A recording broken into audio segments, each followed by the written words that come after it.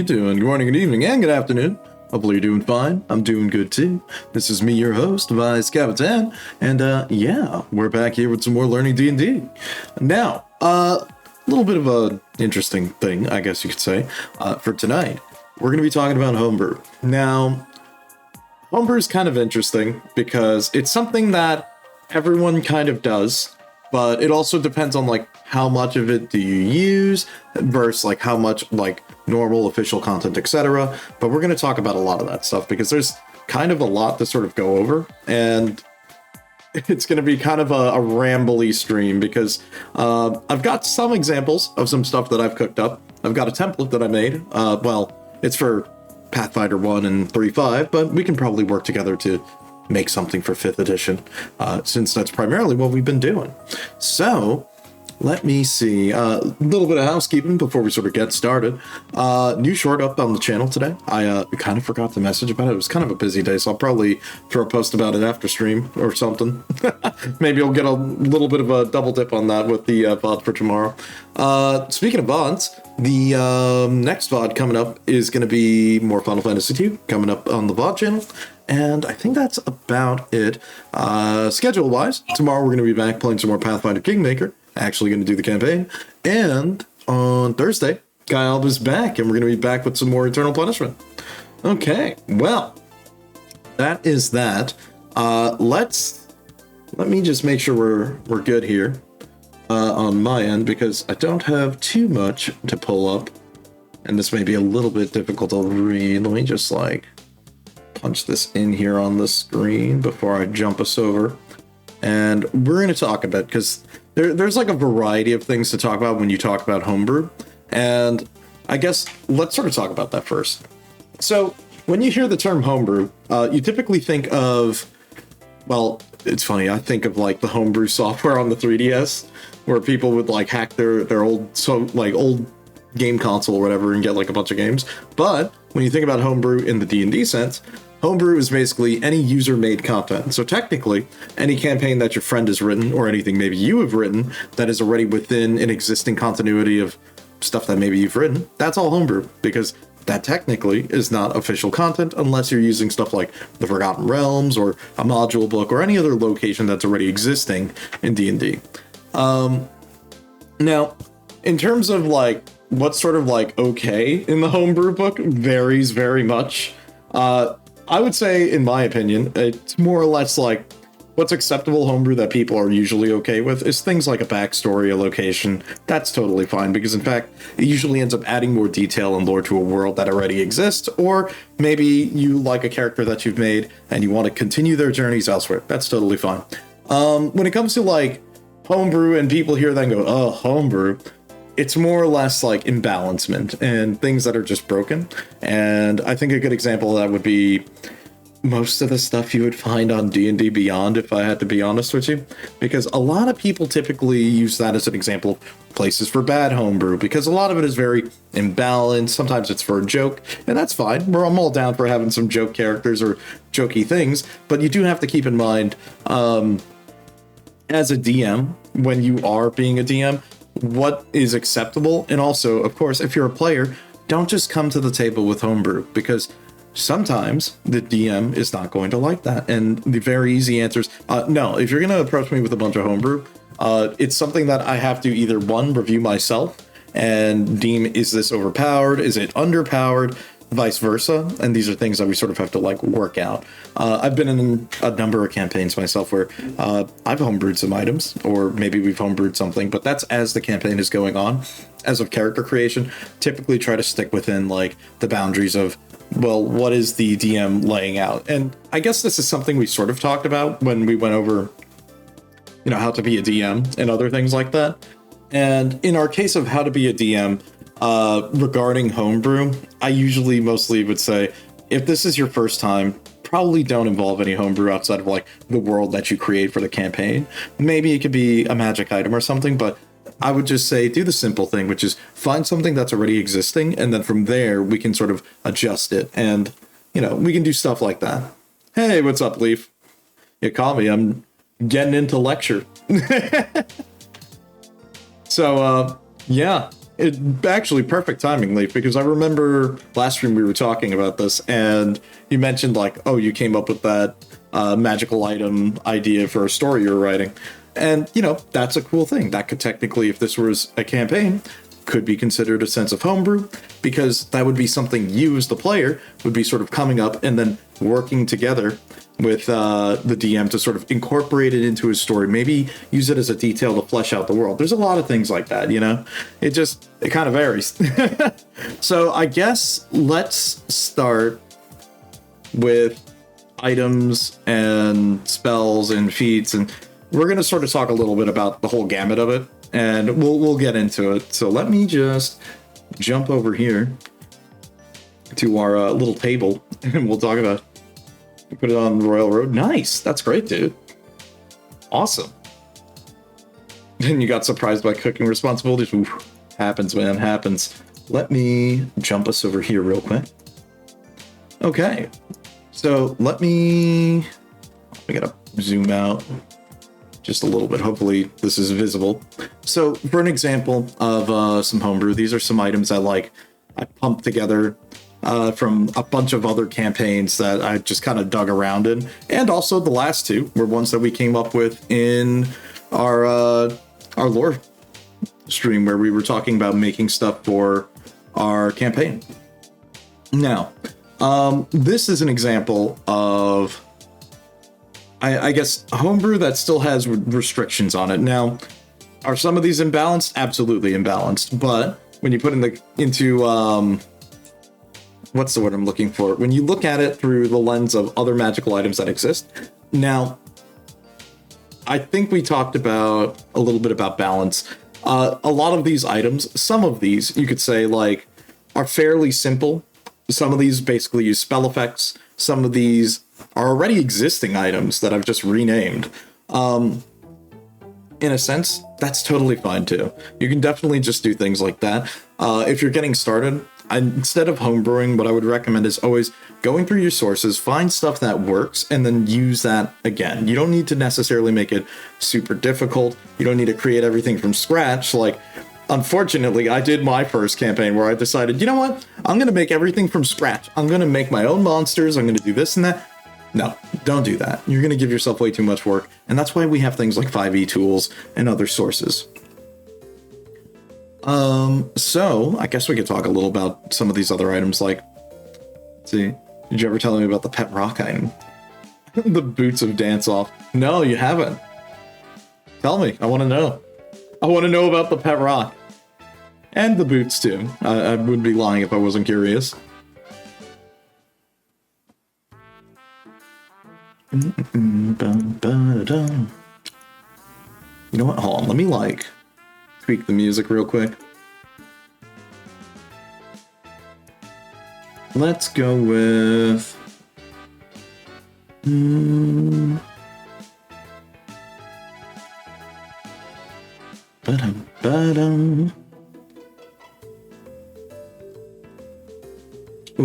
can go with this.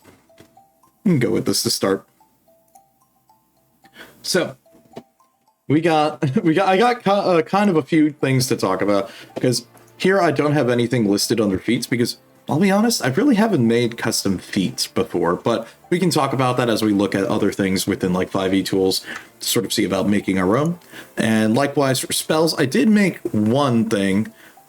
This is kind of a lot of text, but we'll talk about it. This was a spell that I made, which is, again, basically another spell from Pathfinder.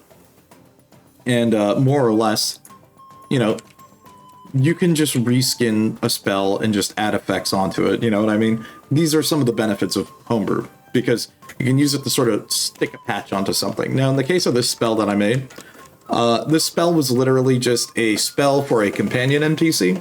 And within that campaign, how I made companions was that instead of them being another, you know, controlled ally on a battlefield, I basically made them, they're going to give you an active ability and a passive ability. And their active ability in this case was a Deadeye Arrow, which is a spell in Pathfinder 1.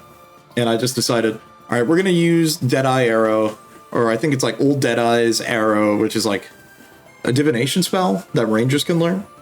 And I was like, well, what if we're going to make it a swift action? Because this is something that you want the players to use on top of their regular kit. We made it 4 times a day because the players are not resting in this campaign, that since it was a short campaign. So, you know, only 4 uses of this spell because it's a limited thing. Component, it's a companion, so if this party member was not with them, they couldn't use it. Target or range, it was basically 1 creature, or they could use the shot to illuminate an area. Now, I made this a bit of an interesting thing because since they're going to be using an extra resource, there's only 4 of it. I'm like, you know what? This thing can just guaranteed hit. You don't need to worry about checks to AC. But what you do need to do is declare what you're doing with this spell first. So would you use it as a damage ability, or would you use it to illuminate an area around the target? How big is that area? I don't know. We could just say it's like a fireball radius or something. The idea was to have the players use this as a way to find invisible enemies, because in this campaign where this spell was used, there were invisible enemies or creatures hiding in the dark. So, you know, you can do a couple of different things with it. And also adding notes to it. Things like, this does not harm a creature. However, this will reveal invisible targets, as it is a bright and bright and as loud as natural thunder. Let's see. The pet rock was the item that can be used as sling ammo, a stone for the catapult, or a spell as an improv weapon. Let's see, when it hits a guy, that guy makes an int save. Oh. On the rock with googly eyes. I love that.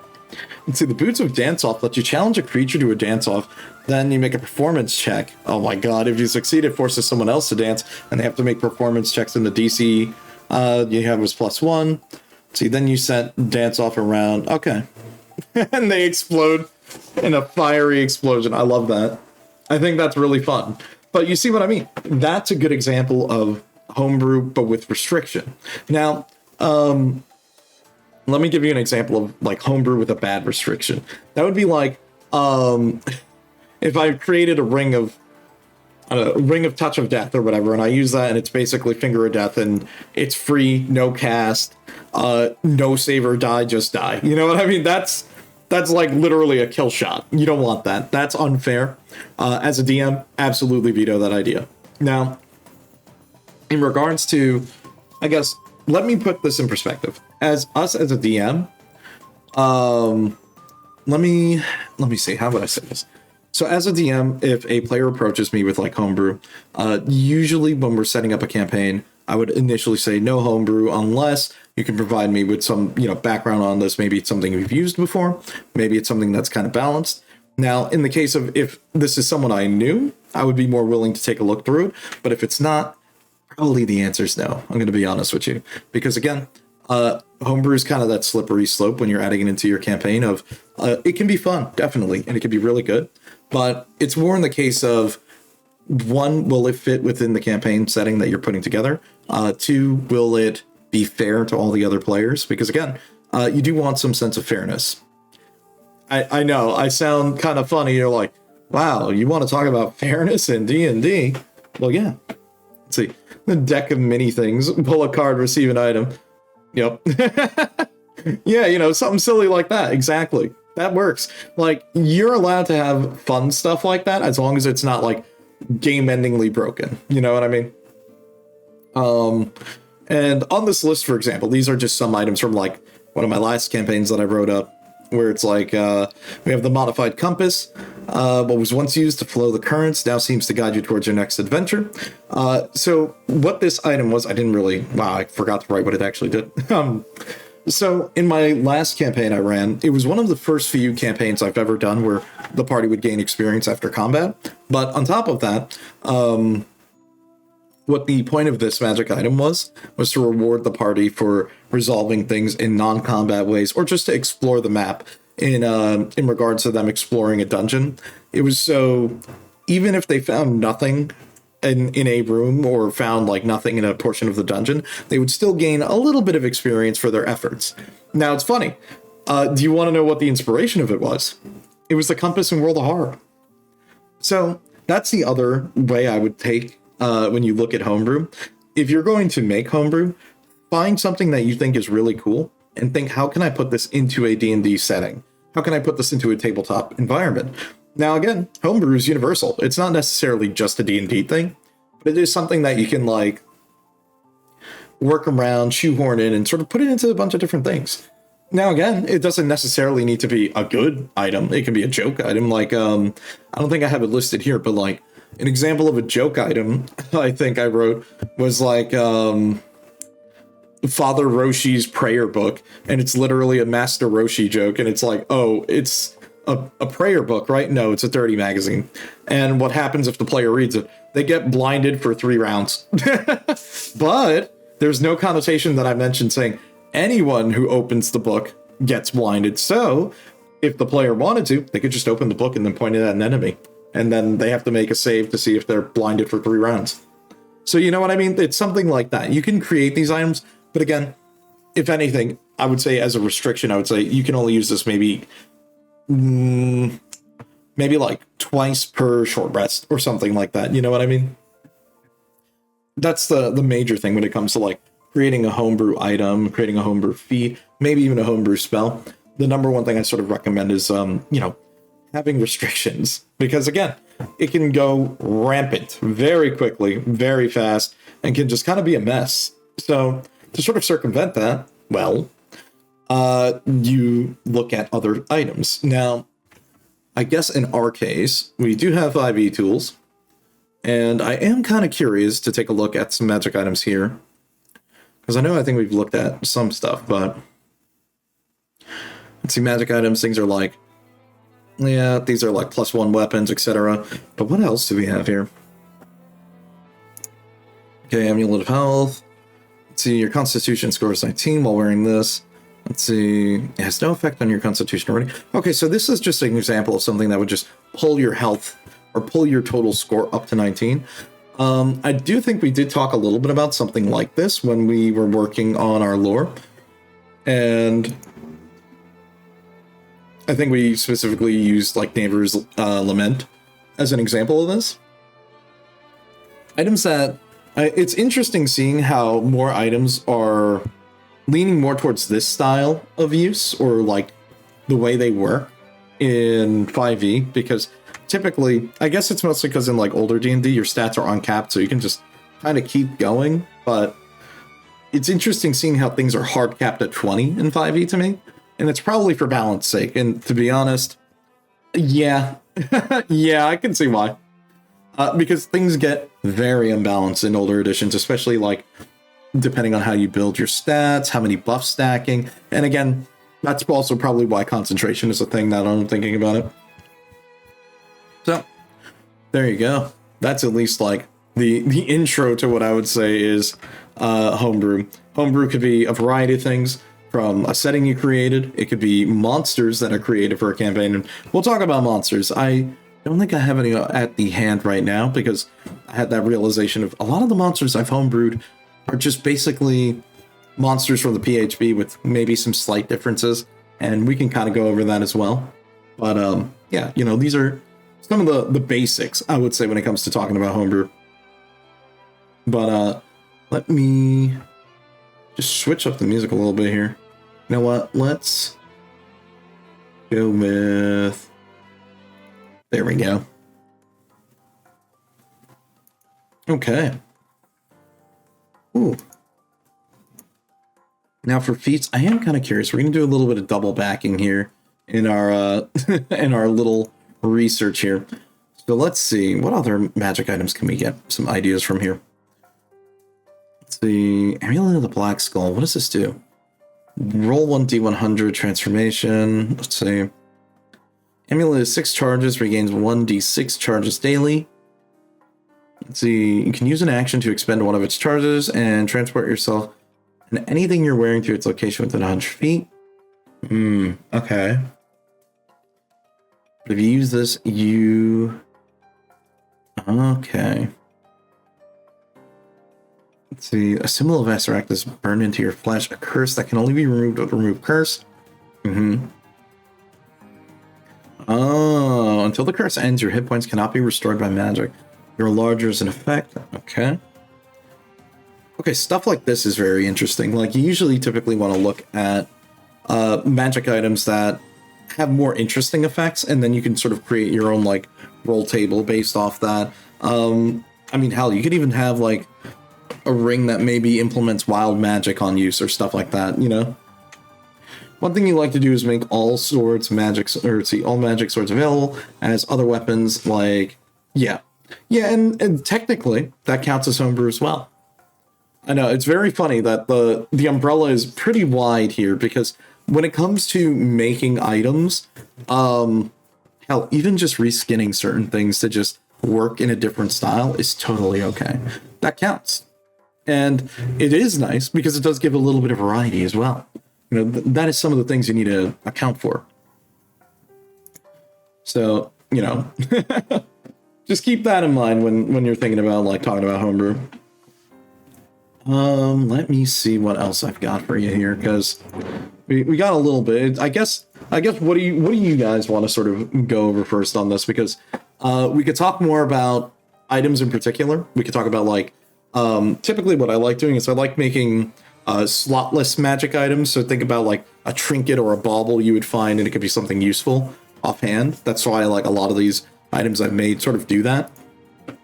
Like, you know, you got the good old Yu-Gi-Oh! Harpy Feather Duster, where it's basically 2 casts of Dispel and recharges once per day. Let's see, Gazel's Spare Pouch. It's basically an alchemist item. Well, alchemist from Pathfinder 1, where you just conjure 3 sticks of dynamite, and it's an alchemical item. It's basically like a throwing bomb. The Cursed Pirate Coin, it's funny. I think this is just a divination spell that I've just turned into an item. And, yeah, no save, by the way. So once per short rest, flip the coin, force an enemy to reroll whatever. And again, I'm okay with making some of these like custom items a little bit more interesting, or maybe a little bit more stronger, because you want it to sort of be useful. You don't want to make a bunch of items that no one is going to use, and then it's just going to be like, wow, I didn't use that. Oh, well, it goes into the backlog. You can make a blue shell, a heat-seeking spiky missile. Yeah, I mean, you could do something like that. And it's funny, you definitely can actually make something like that. It's just, you know, however you can work it into your world is really the way you would do it, I would say.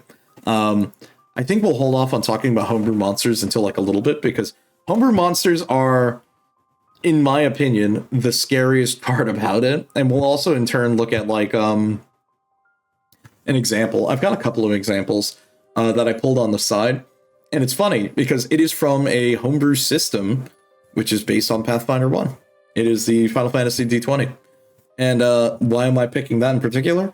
Well, it's kind of easy to talk about since it's the most homebrew thing that I have done, and it's basically a whole homebrew system built on Pathfinder 1.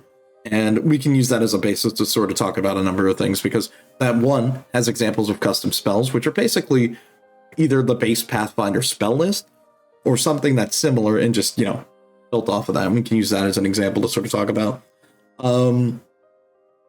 But yeah, that's basically what we've got to start. What else do we got? I already talked about the companion spell, and we don't have any feats yet. I guess the other thing we could sort of look at before we really get cooking here is a template. So this template, let me zoom in a little bit. It's kind of small, sorry. There we go. Okay. So this template in particular is something that I usually use when I'm making creatures in Pathfinder or in 3.5. I'm sure I can tell you for a fact, it's probably a lot simpler to make NPCs in 5e. And I think we kind of looked at that when we were looking through the monster manual, so we're probably going to make a monster, and we'll go over that as well.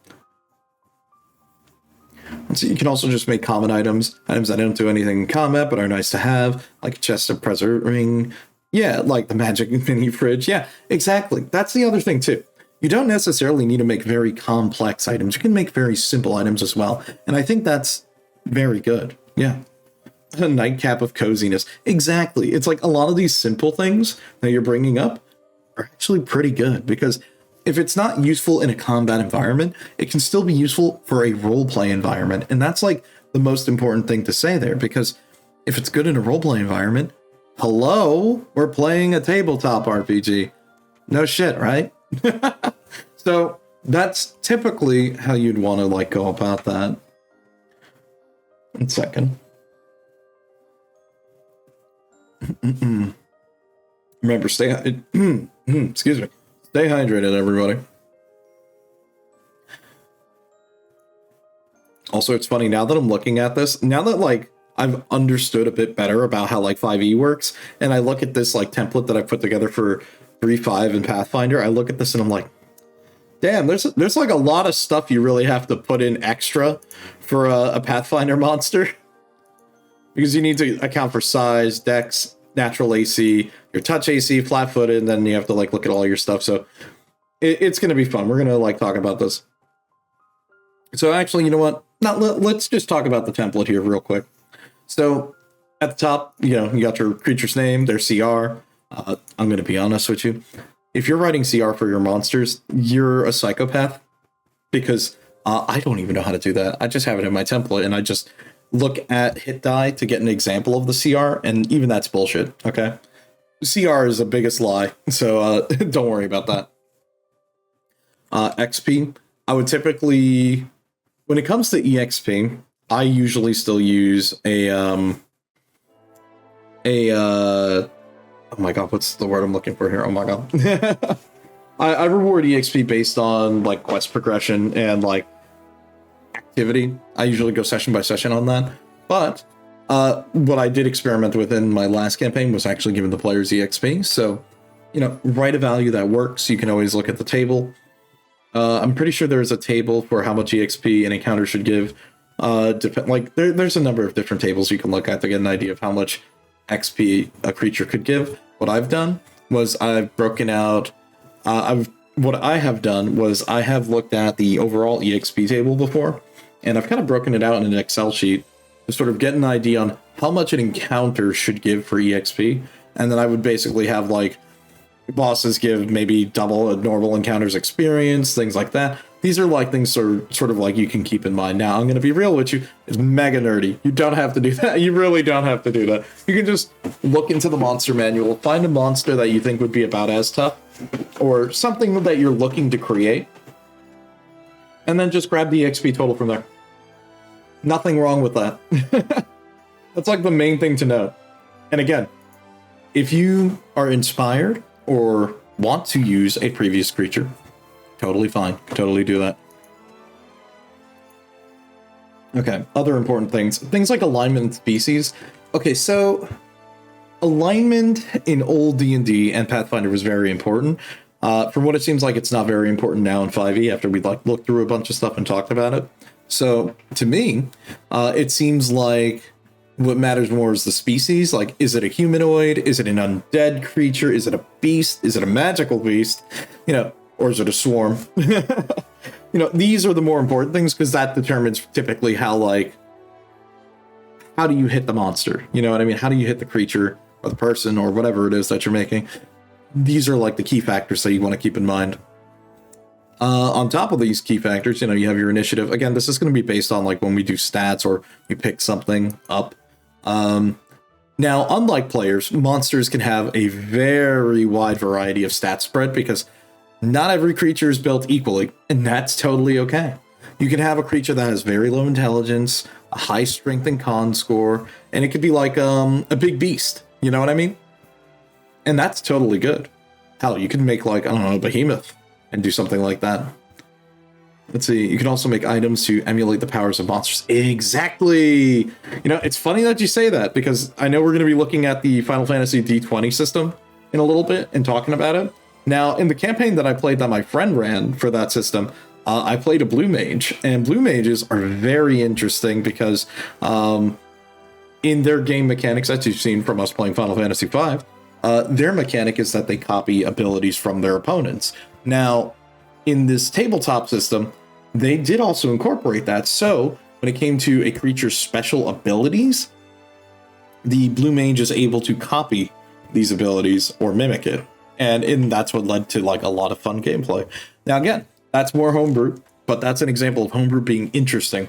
Can it be overpowered? Absolutely. Because, well, having someone who can just mimic and copy the actions of their previous turn can be tricky. But how did they balance it out? Most of the time, if the blue mage or the mime was going to mimic or copy the previous action, they would need to determine on their turn, okay, they can't copy someone's action who hasn't gone first, and then 2, stuff like that. Or 2, they would need to copy, obviously after the action happens, and then next round they would be able to perform that action. Let's see, maybe you can make an item of each ranking rarity from common to legendary. Exactly, that's another way you could do it. You can have an item that sort of ramps up and scales, where it could be like lower versions or lesser versions of it. Like if it's a spell or like a wand, it can use weaker versions of the same spell and then roll up to doing a higher version of a spell. Maybe it's got a lot of effects. These are different factors you can keep in mind as you build up your item. Okay. Well, that was a little bit of a fun tangent on that. Let's see. So typically, a lot of what this is based off of like if you were just pulling a monster entry from like an older book. That's sort of how I've built this template. I think a good example would be like if we just jump over to, where is it? Oh, I don't have it set up. Okay, I was gonna pull up the Pathfinder SRD because that's typically what I use as a base. I would use that, clean out the sheet, and then we would sort of add things on top of it. So certain monsters have good saves. You can just, like I said, when you're going to make something new, don't start from scratch or anything that you don't know. Use the reference books. Find a monster that's close enough to what you want, or similar enough stats or power level, however you want to pick, and then use that as a basis for the stats and then adjust accordingly. So, for example, we're looking at offense. Things to note is that, 30 feet movement is standard for a humanoid. So then from there, you can adjust based on size of the creature. Maybe it's a beast, and beasts can move at 50 feet or more. You have a lot of options here. Let's see. Does this creature fly? Does it burrow? Etc. These are other things to consider, like, are there other movement options for this creature? Maybe it has a spell that lets it float, something like that.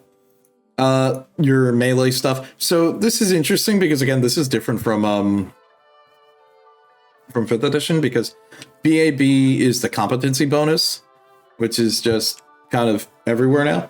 So it's not as relevant in 5e. But again, in older D&D, it is pretty relevant because some creatures or classes have a very different BAB. Some have a very high BAB and a very low AC. I think I could give you an example of a steel golem. Very high AC, very low touch AC, because the intended purpose is for the players to strike it with magic strikes, and that will take down a golem because a golem is heavily armored. So these are certain archetypes of creature that you can keep in mind as well when you go through that. What else do we got here? Space. Okay, so space is kind of funny because I didn't know how to word it exactly, but think about it in the sense of how big is this monster? Does it take up 1 tile? Is it a 4 tile creature or more? And again, that's with the size of the creature. You could scale it. Excuse me. You could scale it appropriately on your map. And then from there, you can sort of figure out how many squares. This is more of a logistics thing for battle, but also sometimes your players ask, and it does matter, especially when they drop down AoEs. So keep that in mind. Okay, reach. Reach is also very important too, because some creatures have very big arms, long appendages tentacles, or maybe they have a reach weapon. These are other things that you need to keep in mind for when you're creating these bigger creatures. I think a good example would be I ran a plant monster one time in a campaign, and it was able to use its vines to sort of grapple from a long distance and pull creatures towards them. So, that's another thing to keep in mind when you're adding these different things to a creature. What else we got here? We got our statistics, and on our statistics here, again, just rip most of these base numbers from whatever creature you feel is appropriate, or if you really want, you could do a point buy for it or roll for it. But IMO, again, you have the books or you have resources. Typically grab it from there first, and then see what you want to do. Because again, you can always adjust after. There's nothing saying you can't. Again, also this does change depending on if the creature is undead or whatever type of creature you're working with. Make sure you plan appropriately with whatever you're working with here. Other things to note. Feats. Now, I don't think we looked too much or too deeply into the feats in 5e. So again, we're going to probably make a custom feat, and we're going to take a look at how feats are done in 5e to get an idea, and then we can sort of come up with something. As for skills, okay, so this is... I'm going to be real with you. Unless this is an allied NPC, skills are not typically going to come up as something that you really need to worry about or have prepped on a custom creature, unless... like I said, unless they have to make opposing checks. So things like an athletics check to avoid getting tripped, other things like that. These are things you really need to, make sure work. Oh, and perception. Every creature needs to have their perception, because the creature can roll perception as well to spot things that are in stealth. That's something you need to also keep in mind. Okay, what else? Special abilities. List out the unique actions here. So this would be things like supernatural effects, or I would say spell-like abilities, SLAs. This is typically where you would list that. And then lastly, notes. So things like, what does this creature drop, and other things like that. Now, you're probably thinking, Vice, why did we just go over a monster template? Well, easy answer is, now that we've sort of looked at a template, let's talk about something a little bit more complicated. So... I talked about, as we looked at this, we talked about what are things you want to keep in mind when you're making a homebrew creature. Well, let's jump off the deep end for a second. Do you want to see something a little bit crazy? Or do you want to keep it a little bit tame to start? Because we can totally do either. And if we're going to go a little bit crazy, we can take a look at something like... You know what? Let's start light, and then we'll work our way up. So, like I mentioned before, the system that we're going to look at to give you an example of Homebrew is the Final Fantasy D20 system. Again, this is based off of Pathfinder 1e, and then we're going to start looking at, creatures as they go up in ridiculousness. So, I guess the first stop on our little safari through a Homebrew system, let's look at Gilgamesh. Now there's a lot of text here. I'm going to punch it in a little bit, but I'm mostly going to point some stuff out to you. So again, in this system, this is based off Pathfinder. There are things that you have to keep in mind, like AC, touch AC, flat-footed. To give you an example, he's got 22 AC. He's a CR7 creature. Yeah, I know, right? That's kind of a lot. He's also got tons of immunities, because of course he does, right? Also resistances to different elements. He's got high saves. Yep, that sounds about par for the course for this, huh? What else have we got? He actually has less movement speed than your average, so he's got about 20-foot movement. However, as you can see, he's got a lot of melee weapons. Oh, the Pokeballs, the wondrous power. They're like D&D minis. You say their name. Oh my god, that's great. You remember there was one for an owlbear? Oh my god. Yeah, dude. So, let's look at his offensive stuff here real quick. Okay, this is probably going to look really scuffed on stream. So we might just have to leave it like that and I'll read it to you. So, he has a number of different weapons. A longsword, great axe, naginata, longbow. He also has a bunch of special abilities.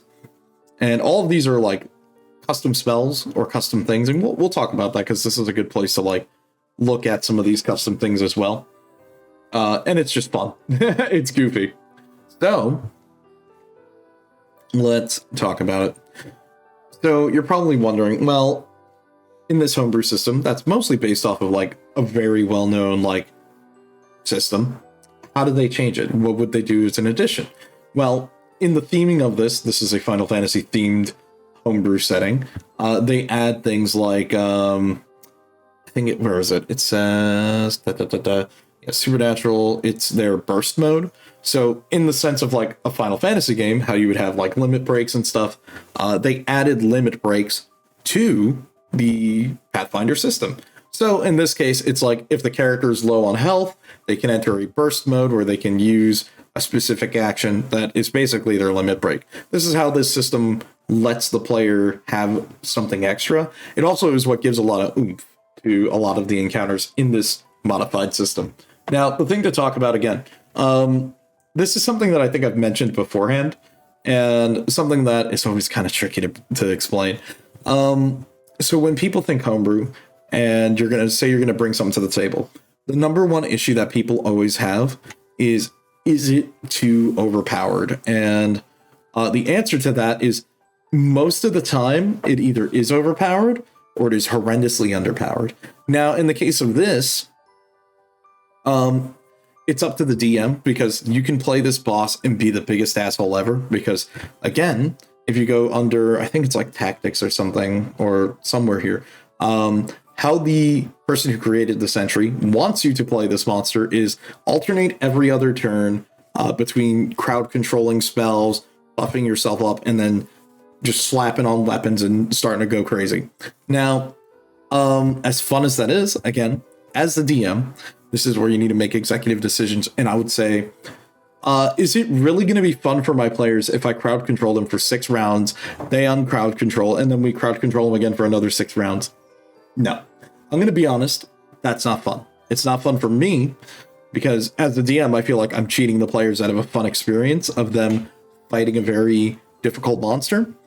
And this is a case of, well, you didn't plan or prep right. And okay, fair point. You could say that's on the players. They should have been more ready for this type of encounter. But again, that's a little bit much. And that's where me as the DM, I would say, looking at this, there are things that are very interesting, but I would pull back and back off on a number of things. Like, for example, I would reduce maybe the duration of crowd control. I would say maybe make it like a round and then they snap back. Other things like that. There's also special scenarios, like regarding this creature, where you have like Echidnu, which is an ally of Gilgamesh. And in that case, Echidnu has rules as written on his sheet. If he heals Gilgamesh, it heals him to full. So these are other interesting details. Now, in the encounter that I ran with this creature, it was pretty interesting because the players, as soon as they saw him swoop in, one of the players made a check to sort of see what skills that he had. And in sort of the rules as written for how the custom classes within this work, as a blue mage, he rolled to analyze the creature. He passed all of the checks, and in that regard, he was able to see all of the supernatural abilities. And from that, he was able to determine, oh, this is bad. If this guy heals him, he's healed to full, and the fight starts over. So that was one interesting thing, where the players worked together to sort of conjoin like all of their other spells to crowd control this creature and basically lock it down where it wasn't able to do anything. And in turn, they were just focusing on the main boss, which was, in this case, Gilgamesh.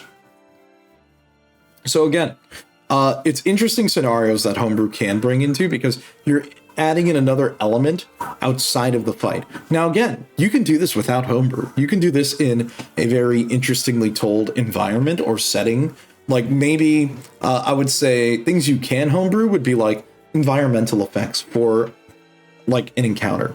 Things like that are interesting types of Homebrew, because now you're thinking a little bit outside of the box. Okay, a room catches fire, things are going down, maybe debris is coming down. Now, I'm sure there is the classic meme of, and then rocks fall. But the other thing you need to keep in mind is, well, how much damage should that be doing? A burning degree, or like burning debris coming down, or maybe it blocks off the area. What you can do is use that to sort of change the terrain in the area subtly, while also making it a more interesting encounter, because now this is something that the players need to keep in mind.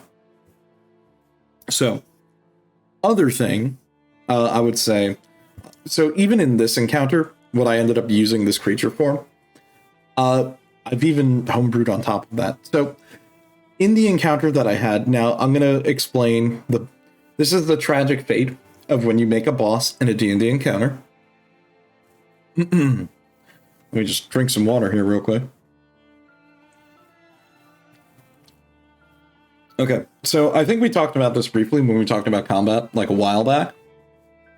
Something you need to note about combat is action economy and the number of players that you have. So the big thing you want to keep in mind is when you're creating a much larger encounter or you're using some sort of setup, maybe you have a big bad guy. Here's the thing. Don't just put the big bad guy by himself, because then they're going to get swarmed, because guess what? That's still technically maybe a 1v4, okay? Now, they may be a big, tough guy, but if you have 4 players that are pumping damage, it's going to go down pretty quick. So the thing you have to keep in mind about that is making sure that you're providing an adequate number of enemies along with whatever the boss monster is that you're making. Now, this is an interesting case because this creature is basically just a single encounter of him by himself and maybe one additional creature, and that would be his sidekick. Now, in the way that I ran this encounter, I did have the sidekick come in after a bit, and one thing I will say that I did homebrew was actually based off of his burst mode here, where his special ability is, in this burst mode, Gilgamesh can summon a random weapon that will appear with different effects. Now, this is a dice that they roll, and you can pick one of these weapons. You basically roll a dice and you randomly grab one of these weapons. Now, what I ended up doing was, rules as written within this system is you have to wait till he's low on health, then he uses this, and then you only get one use of this. Well, what I ended up saying was, okay, to sort of account for the fact that there are 6 players in my campaign, he looks at the enemies, he taunts them for a moment, and then immediately pulls out another arm. He pulls out another weapon, so now he's dual wielding, and then at the start of the next turn, wait a minute, he draws another weapon. Now, I've also given him a special thing where I gave him the feat quick draw, so he can just take another weapon out and not provoke attacks of opportunity and other things like that, because the idea is, now that he's pulling out more weapons, what I did to compensate the fact that there's more players, I gave him more turns. Or, well, in this case, I gave him more standard actions. So, well, technically, yes, the players only have 4 turns, or let's say for the sake of this, I think it was like 5 players. They all have their turns. On his turn, he still has actions equivalent to the number of weapons he pulled out. So the longer the fight went on, the more interesting and difficult it got for the players, because one, well, he's got multiple weapons and he's hitting you for full attack damage each round with each of those weapons. So it turns into a case of, one, they got to deal with this, and it's not great, okay? And then 2, it's also creating a situation where now we've changed the book, or we flipped the script. You sort of get where I'm going here? So now, instead of it being an encounter which was very one-sided towards the players, now we're bridging that gap a bit here.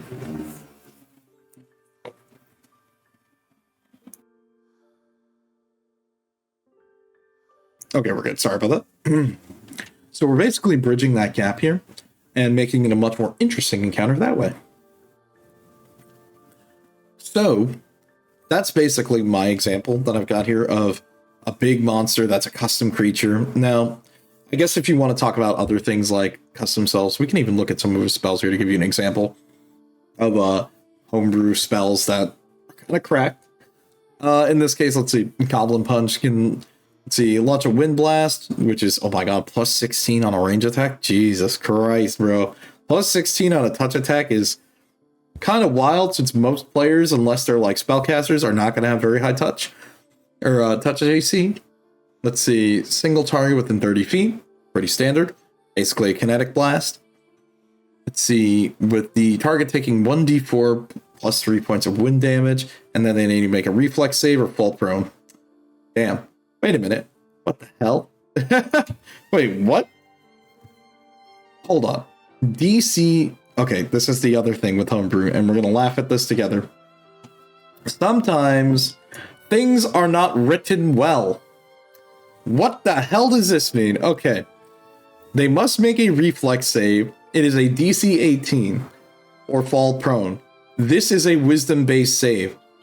What the hell are you talking about? Reflex is a This is a dexterity save, my guy. What are you smoking? I don't get it. You see what I mean? And that is the other issue when it comes to like homebrew.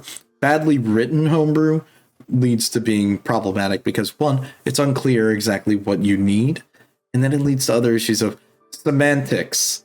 And semantics are where you and the DM go into the boxing ring and you punch each other out until one of you gives up. And it's usually the player, I'm just saying. Okay?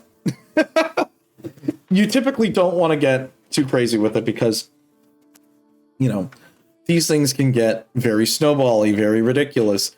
And it's like, you want to talk about ridiculous stuff? Okay, let's look at another creature from the same system. And this was a creature that I used before. This is Garuda. It is a basically evil wind harpy god. Her AC, my dude. Okay, CR 15, pretty high CR. Not too bad considering like the party that I was running for the players. They were a bit underleveled, but again, 6 players makes up for a lot of the difference in CR. Especially in a system where classes are overpowered. And don't worry, we didn't even talk about that, but you know, these are examples of like more complicated things. Now, this is a case of this creature is very video gamey. And again, this system is based off of a video game. So of course it's going to be very video gamey. Things like different phases, things like HP thresholds. Again, you can do stuff like this within your own tabletop system. And I'm going to be honest with you, I probably will too in mine. But that's what makes for a more fun encounter, you know? So, what else can we talk about this? So, this is a higher CR, ridiculous creature. It's got high AC, high everything. Would I run this creature for a regular campaign? Absolutely not. It is very difficult, very high. I would say, you know, the only time you would run a creature like this is if there is a campaign that is very much further along, very much something ridiculous. And again, homebrew. Very homebrewed. This is something that I would just veto right away. It's a little bit too strong for your typical adventurers. And especially if we're looking into like regular stuff. Yeah, a little bit much in my opinion. As fun as it is.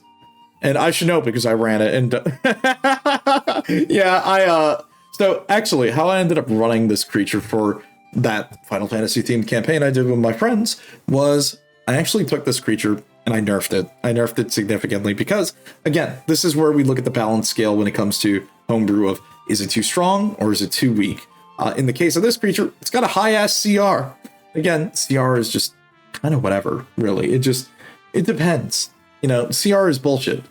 How do you put CR on like a bullshit system like this? Go figure, dude. Go figure. But yeah, typically, like, this is a case of a ridiculously strong monster. What I've ended up doing was I severely nerfed its AC, because think about it. 35 AC, okay? What creature has 35 AC? I don't even think a Tarrasque has 35 AC. Does it? Hold on, you know what? We're checking that. We're gonna check that. How much AC does a Tarrasque have? Bestiary. What is highest CR? There we go, Tarrasque. 25, damn. Wow, that's crazy, bro. It had higher... Oof. Oh my god. You rock, Kruznik, thank you. Appreciate it. Oh, and good news, Kruznik. We're gonna have new emotes coming soon. I've been working on them on the side. So we'll have a couple more added. A little bit of an update to the ones that we got. And we'll see.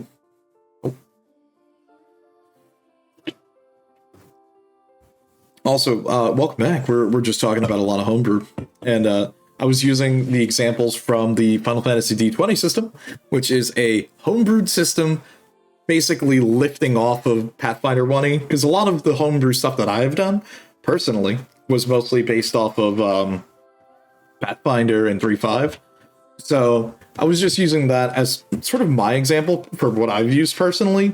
Outside of that, I really haven't touched too much homebrew in the fact that most of the time, we don't typically homebrew. I think like the most homebrewed thing outside of maybe that Final Fantasy system I ran was the most recent campaign that I'm in that one of my friends has been running, where it's still based within the realms of like Pathfinder 1 and 3.5 as a system, just because it's easier for him to run it. But essentially, he goes, everyone has at least their own superpower or some sort of like unique skill or power or ability. And you basically need to discuss back and forth with them as you basically need to homebrew your own extra class feature. Now, that's always tricky because, again, what's balanced? You know what I mean? That's always always kind of a very difficult topic and always a very tricky thing to sort of go about. You know what I mean?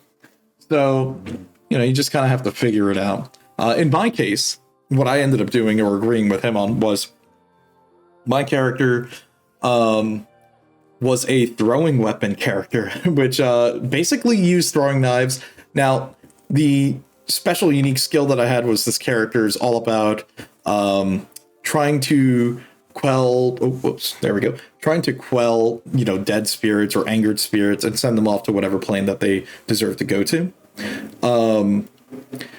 And then from there, we would try to like work things out. So like his spectral daggers were daggers he would manifest from his own powers, and he would toss them, and those target touch AC. And that was like one example. He was also basically a combination of two classes in Pathfinder, which were the, oh my god, I was going to say Templar. I'm like, that's wrong. What the hell is this called? Inquisitor and a combination of Spiritualist. So I did have a Spectre as my companion. It's funny because when you look at like Spectres, you could really tell they did not want to give the player a controllable undead creature in Pathfinder 1 because the Spectre is technically not undead. It's technically an outsider.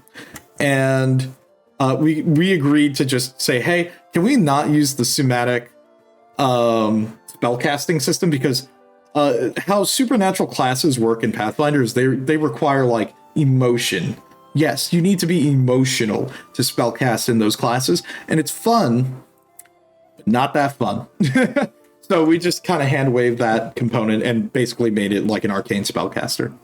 Or I think it's a divine caster, but your divine spell pool is extremely limited because the whole point is you're going to be using additional things. Personally, you always add homebrew to your games. You find the base game too boring, and there's no balance. Yeah, that's okay. So that's the other thing too. So it's funny that you bring that up, Kruznik, because at the start I was explaining how homebrew is a very complicated thing to talk about sometimes. Because when you hear homebrew, you think of XP to level 3's video going over bad homebrew, or people laughing at D&D Beyond, or other ridiculous things like that. But here's the thing, okay. And I'm gonna let everyone in on another secret here. That campaign world that you wrote up? The one that maybe you and your friends play in? That's homebrew. Surprise. No, but in all seriousness, yeah. The idea is a lot of people usually play D&D in their own homebrew environment, and that's totally fine, because I do that. Everyone does that, to be honest. Because not everyone is a big fan of, I don't know, Sword Coast, Faerun, or any of those other realms. Sure, they're very cool, very historied, but they're not yours. But with D&D, that's the freedom you get. You can make your own setting, and that is technically homebrew. Now, in regards to the other case, balancing. Balancing is always like the razor's edge of the discussion, IMO, because okay, let me think. Balancing is very difficult because by default, there is not very well balanced things in a tabletop setting. I'm going to be honest with you. It varies. It varies very much depending on like what version of the game you're playing, what edition, maybe like what system you're playing. Because I can give you an example. In 3.5, spellcasters, they don't really get any spell features outside of like spellcasting, really. But they are very strong because guess what? If you make it up to a certain level, you get higher level spells. Magic's just busted, okay? Wizard duels are like settled within one round, busted, okay? So there is no balance. And I think in later editions, like I think in 5e specifically, which I think we're obviously going to do some 5e stuff and talk more about it in a second. When it comes to like balance in 5e, at least to me, it seems more balanced than 3.5 in a sense, because at least like they tried to sort of kneecap spellcasters a little bit. but it seems more of like a fighter's game. Or, well, that's kind of a dumb way to say it, but it feels like playing melee is no longer as punished to play like, you know, a physical damage dealer. Sure, you could do some really cool damage attacks or high damage numbers in other campaigns. Maybe playing, I don't know, like I'm thinking 3-5. 3-5, you have like Barbarian who just pummels things to death with a leap attack or a pounce, and that's basically it. Either, like, outside of that, I think the only viable melee type of builds that you would do outside of like specific things with Barbarian, cheesing with Rage, I think would be something like Tome of Battle. Now, if you don't know what Tome of Battle is, allow me to introduce you to one of the better books in 3.5. Tome of Battle is basically kind of like Homebrew, but it's not because, well, it's official, but you could tell this was someone's idea to make melee feel more viable. It's basically maneuvers, and maneuvers are essentially just, I think it's just Battle Master for fighter now. If you do that, you're basically calling a maneuver out and you're using it on a cooldown.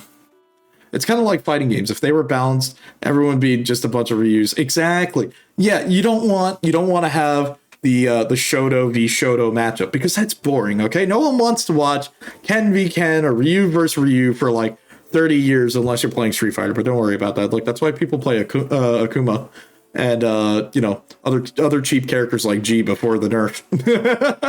Look, damn, there you go. You got me talking more Street Fighter. But you're completely right. Okay. Now, I'm gonna hit you over the head with something here. So in that system I showed off before, the Final Fantasy D20 system, there are custom classes. Obviously, I mentioned it before when we were talking about Gilgamesh. We talked a little bit about how like Blue Mage works in that, which IMO after the Final Fantasy V streams, dude, I want an official like Blue Mage thing. Hell, I will port it myself into 5e. It's a lot of fun. Being able to use your perception to basically scan the enemy and then temporarily learn an ability from its supernatural effects. That's kind of cool. I think that's a fun idea. I'm sure something like that already exists somewhere, but I think it's cool. I like ideas like that, and I think that's a creative use of Homebrew. Now, I'm going to talk about something that's like toxic Homebrew, and that would be how damage stacking and how ridiculousness things can get. I don't have a good example of this, but let me check on my other screen here. Sorry, this is going to be tangent. I'm going to see if I can pull this up, and I'm going to pull this into the screen. I have to find an example of this because I'm going to give you an unfiltered version here, okay? And I'm going to tell you this is why Homebrew can be kind of scary, especially when you look at like Homebrew systems. In this case, again, looking at the D20 system for Final Fantasy that me and my friends play. I'm going to find someone's damage roll, and I just want you to know, okay, how many things were happening there. Because it is very funny, okay? Oh yeah, there it is. Okay, all right. Let me take a snapshot of that real quick. And let me put this in on screen real quick. Because I want to show you big numbers, okay? You want to see some yup numbers? We're going to talk some Homebrew stuff, okay? Now, let me open this in my browser and copy that over here real quick. Yeah, do that. Okay, so what you're seeing on screen here, behold, welcome to Homebrew. I jokingly always bring this up when it comes to like playing Homebrew systems. Now, I want you to know this is a full attack, and in this he got, I think he rolled a crit, or no, he didn't even roll a crit. This is just a full attack. Can you guess how many bonuses he was stacking? Welcome to Homebrew systems, where if we're looking at the Final Fantasy D20 system, yep, this looks pretty normal. And by pretty normal, I mean, dude, what the fuck is all of this? You think that's enough damage, right? You think that's enough dice that he's rolling? This is like, for me, whenever I talk about like Homebrew, I always jump to the Final Fantasy D20 system because rolls like this are very normal.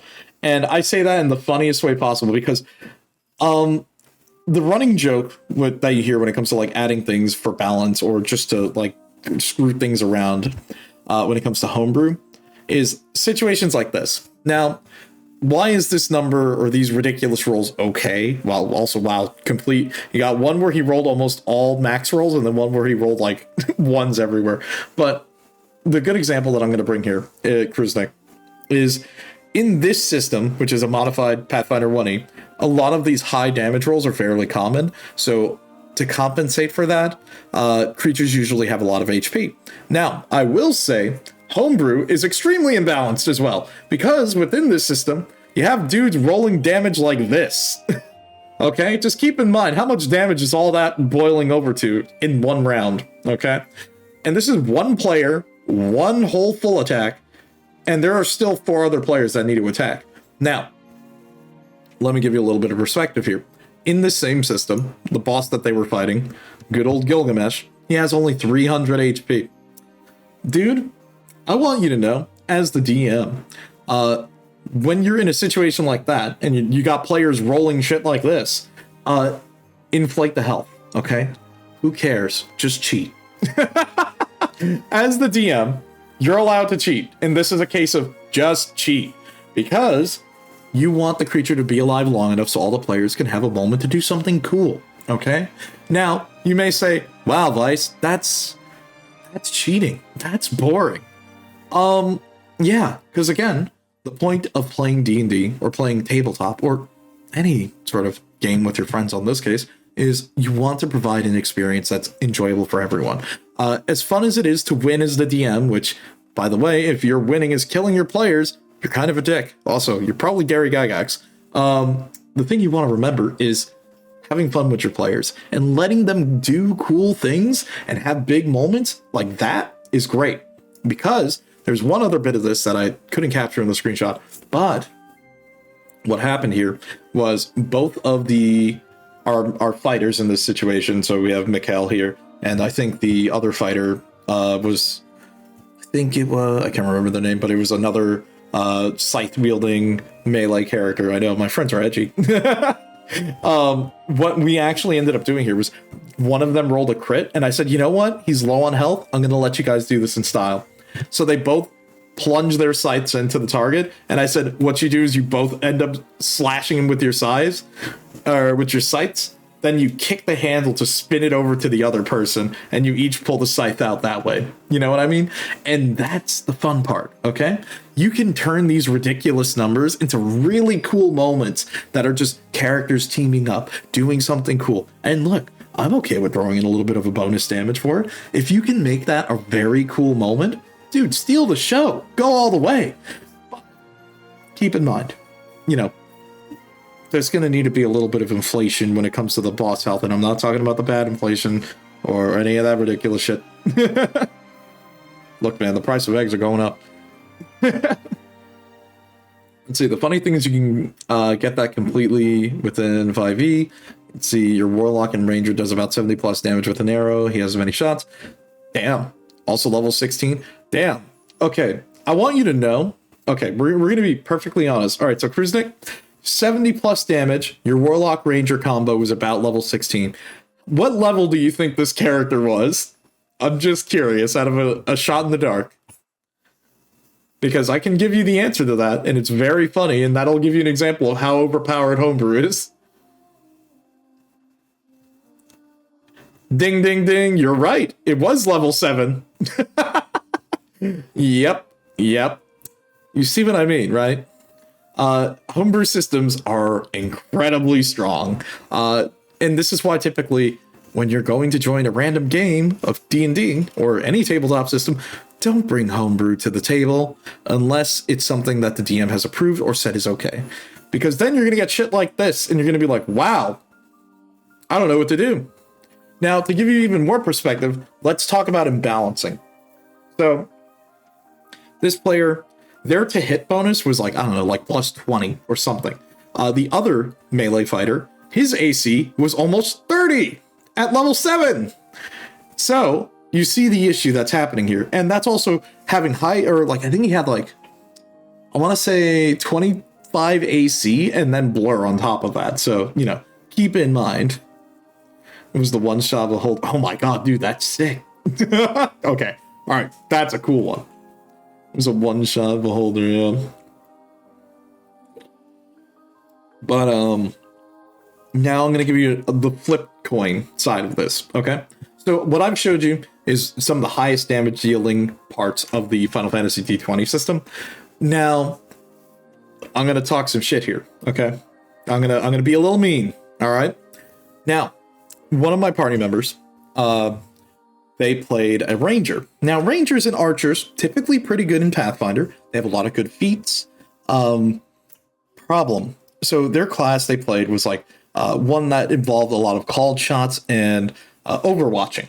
And if you played whatchamacallit, oh my god, alien strategy shooter game. Oh my god, brain.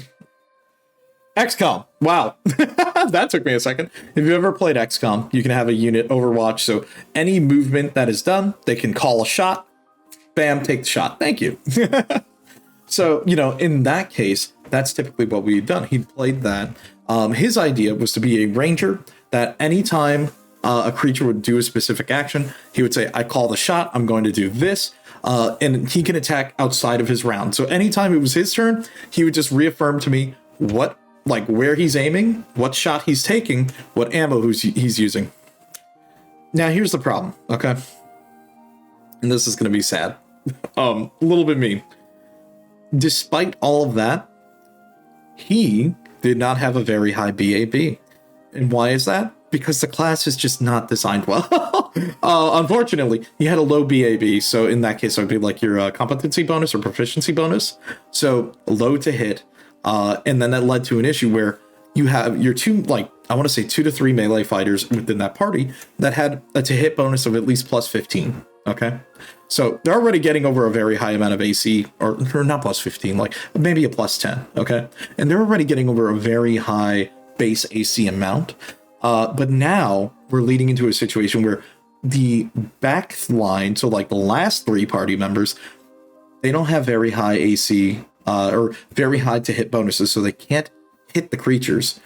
And then you have spellcasters that are either way too overpowered, where custom spells are just broken. Let's be honest. I'm going to tell you right now, custom spells are either the most overpowered shit or they are underpowered. And let's be honest, whoever wrote it probably made it really overpowered, because I'm guilty as charged. I would do it too. Ranger never seems to get it right in any edition. I know, and it's like I felt so bad for my friend on this, because it's not his fault. Like, it's not that he's playing the character the right way or the wrong way. It just happened to be how it was written, and it just was written really bad. And is it his fault? No. It was the guy who wrote the goddamn homebrew page. But you see what I mean, right? These are my issues when it comes to like homebrew, where it's like, if you're going to run homebrew, like, talk about it. I would say talk about it with the group. Like, and I'm talking like specifically when it comes to things like homebrew classes, homebrew spells, homebrew things, items. Don't bring homebrew items into the game unless it's something you discuss with your DM, which we kind of went over and talked about. But don't look, if you're gonna do homebrew items with your DM, talk about it obviously with them. You want to always discuss this. And again, you know, I know we kind of talked about this when it comes to like a session 0, but yeah, these are things you want to talk about in a session 0. What is okay? What is not okay? And again, rule of thumb most of the time is, for me, at least in my games, homebrew is usually not allowed, unless you can specify to me something you want to bring in and give me a good reason. And if it's cool, I'm cool with it. At least to me, that's how I deal with it. But yeah, so we looked at ridiculous classes. We looked at an example of a ridiculous creature.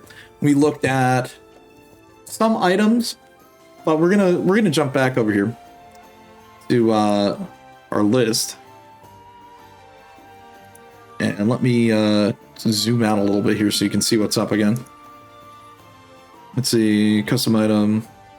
Let's see, custom spell, Thornbind Hostage from Log Horizon. Let's see. You also plan to homebrew their other spells, like Anchor Owl. Yeah, you know, that'd be cool. And it's funny because within my first campaign that I actually played, that my friends invited me to play D&D, one of the things that we ended up doing was homebrewing our own spell.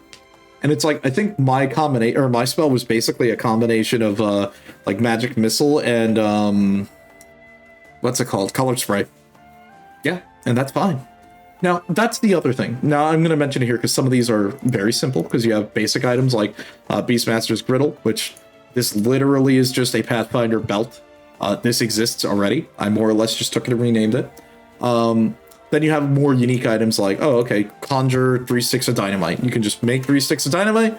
Bam, that's your item. You have the modified compass, which I didn't write it here, but as the players and party explores, they gain EXP. What is that literally? It's literally the compass from World of Horror.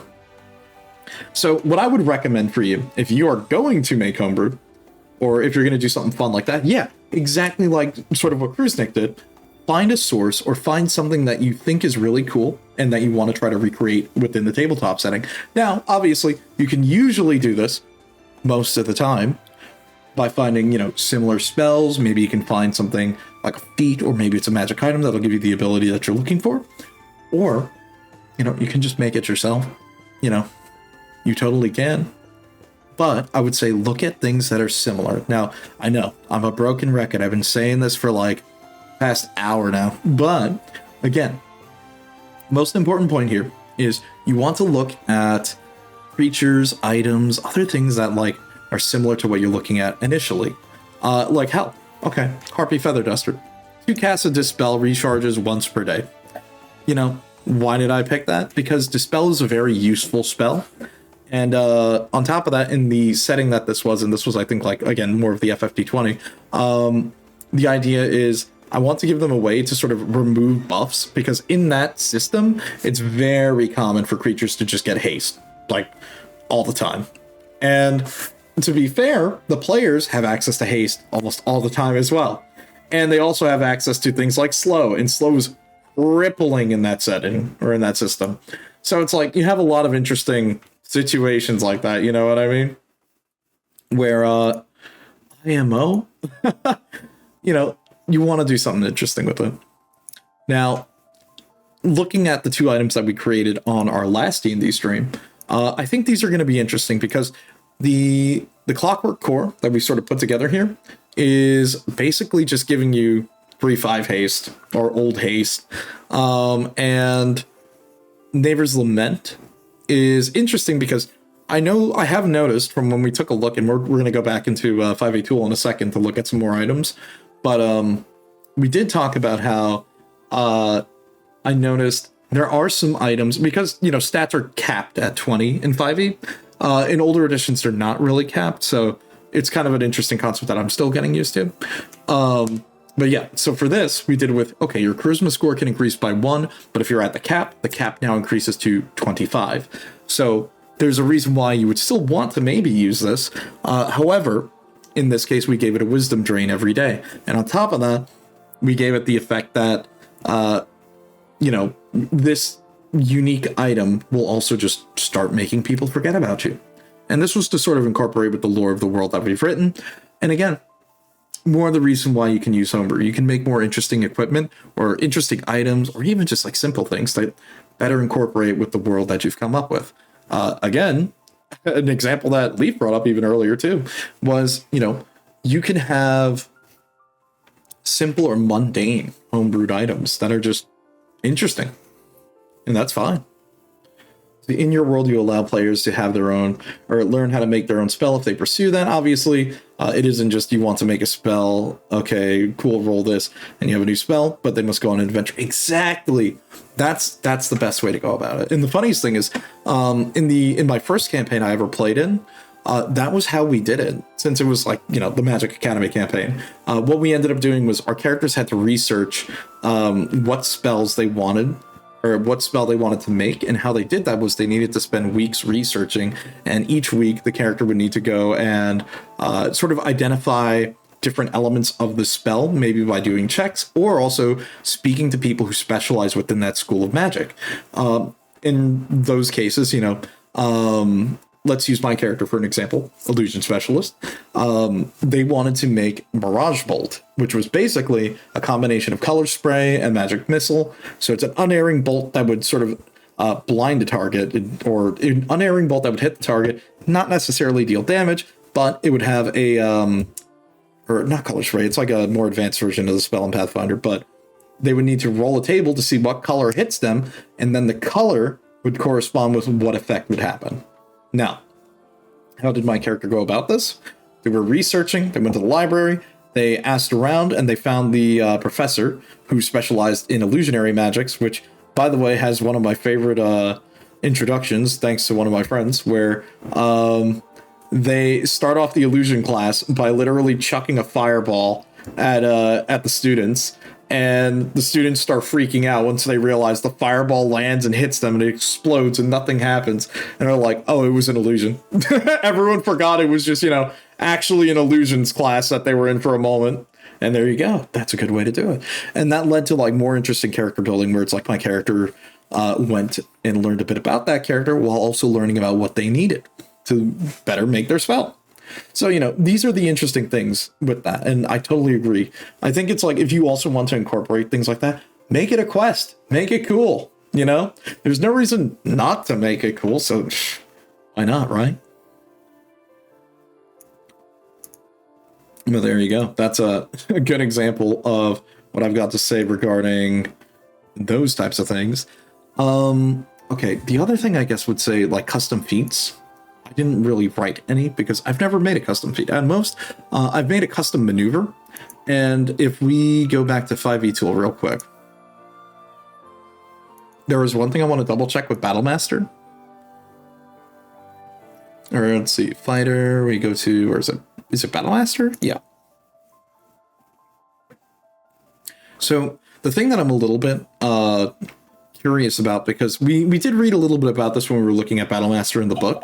So Battlemaster is interesting because this seems to sort of take the idea of maneuvers, which was from Tome of Battle, and sort of make it its own archetype of fighter.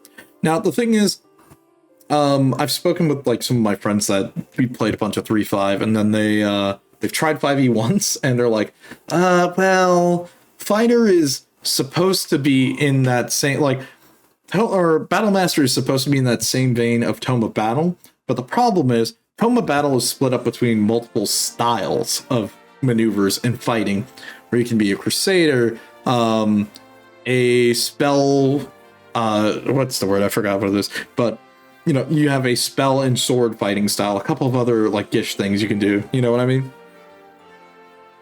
So, it's interesting because he's like, I'm not a big fan of the maneuvers in 5e because, well, they're not particularly what he's looking for, because a lot of these were sometimes just actions or additional feats you could get, but go figure. And some of them are not as complex as some of these other maneuvers. But again, I'm sure this is fine. Let's see. Custom feat that you made, Harlot. Whenever you would damage an enemy, you can move away from them without provoking an attack of opportunity. That's a good one. Yeah. And that's the other thing, too. They don't need to be overtly complicated. They can be very simple things, hell, you can even just have it be a roleplay feat. It doesn't necessarily need to actually have a functional purpose, unless it's something that you want. You know what I mean? I know, that sounds kind of dumb to say out loud, but I hope you get what I mean.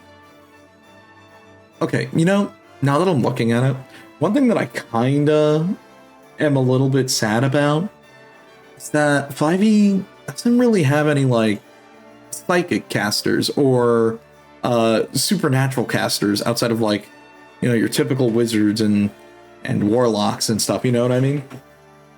Because, like, I'm looking at it and it's like Mystic just it says it has psionics, but isn't this in Unearthed Arcana? Or yeah, Unearthed Arcana, the Mystic class. Yeah, because does this actually work? Can you play this, or is this just unfinished? Because I would like to play something like a Scion, but it's just not. I don't think it's finished. Is it? Okay, well, there is stuff. Oh, man. Wujin, Soul Knife. Okay, yeah, they just combined a bunch of older classes in here, it looks like. Because Soul Knife was like garbage, I'm going to be honest. Soul Knife, unfortunately, is bad. Damn, is this the case of official homebrew? Okay, so I guess this is a kind of an interesting thing that we could talk about too. Supplementary books that are like third party technically would be considered homebrew. I'm going to be honest with you, but there's other things. Let's see. That's why they got rid of the subclass and added its abilities to other classes. And Mystic overpowered and unfinished. There are other psychic classes. Okay, I see. Yeah, because I'm looking at it and I'm like, it sounds cool, but it also sounds really broken. yeah, that's just kind of par for the course, you know. It is what it is.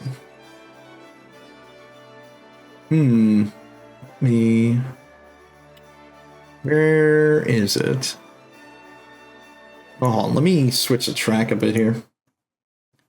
Let's go to... Where is it?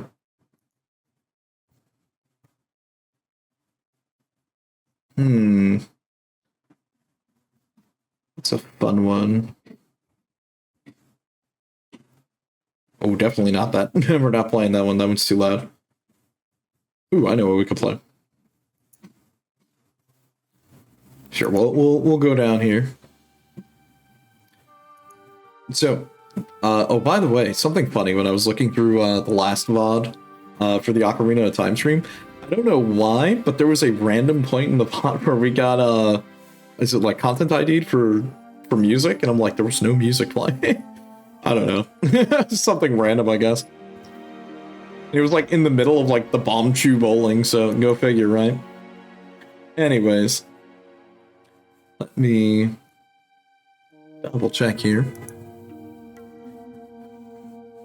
What else can we talk about? I guess we could... I know I already sort of went over a lot of these things early on, but I guess we could try maybe taking a crack at making our own monster.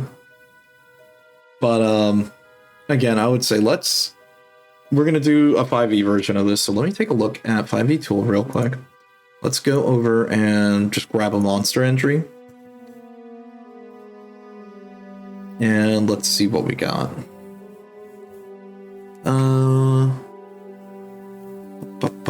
What's a decent CR?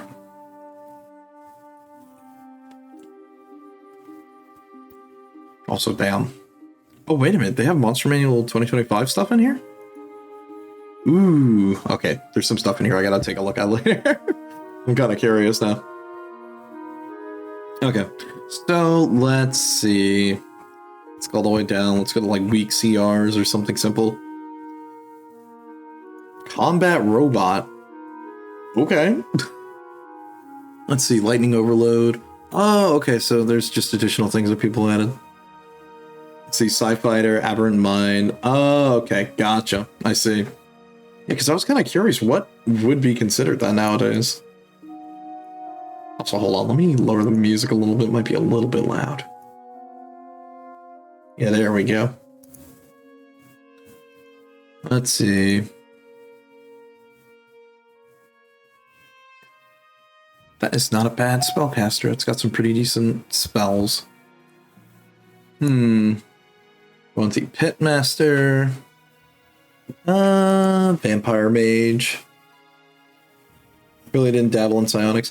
Look, I will say, it's like, if you want to see some cool stuff for psionics, definitely look at like 3-5 psionic classes. They're very interesting with their PowerPoint system, but you have the ability, you basically do a couple of different variations. You have Soul Knife, which is garbage, don't play Soul Knife. You have things like a creation one where you can create objects. You have one where you can create or like be like a blaster. It's very complicated to sort of just say it abstractly, but I think one of the funniest ones that my friend has done is you basically have a stand. You could just do that. And you have your focus, which is sentient, and you can discuss with it. So, you do that. You can be a little bit of a JoJo character if you really want to make one. What else? I think a more simpler version of something like that. Well, I think there are psychic classes in Pathfinder, but one of the other versions, I guess, like if you just want to be like a blaster, but like a psychic blaster, I would say look at like Kineticist. And it's like, sure, there are psychic classes in Pathfinder, no shit, but I'd recommend things like that.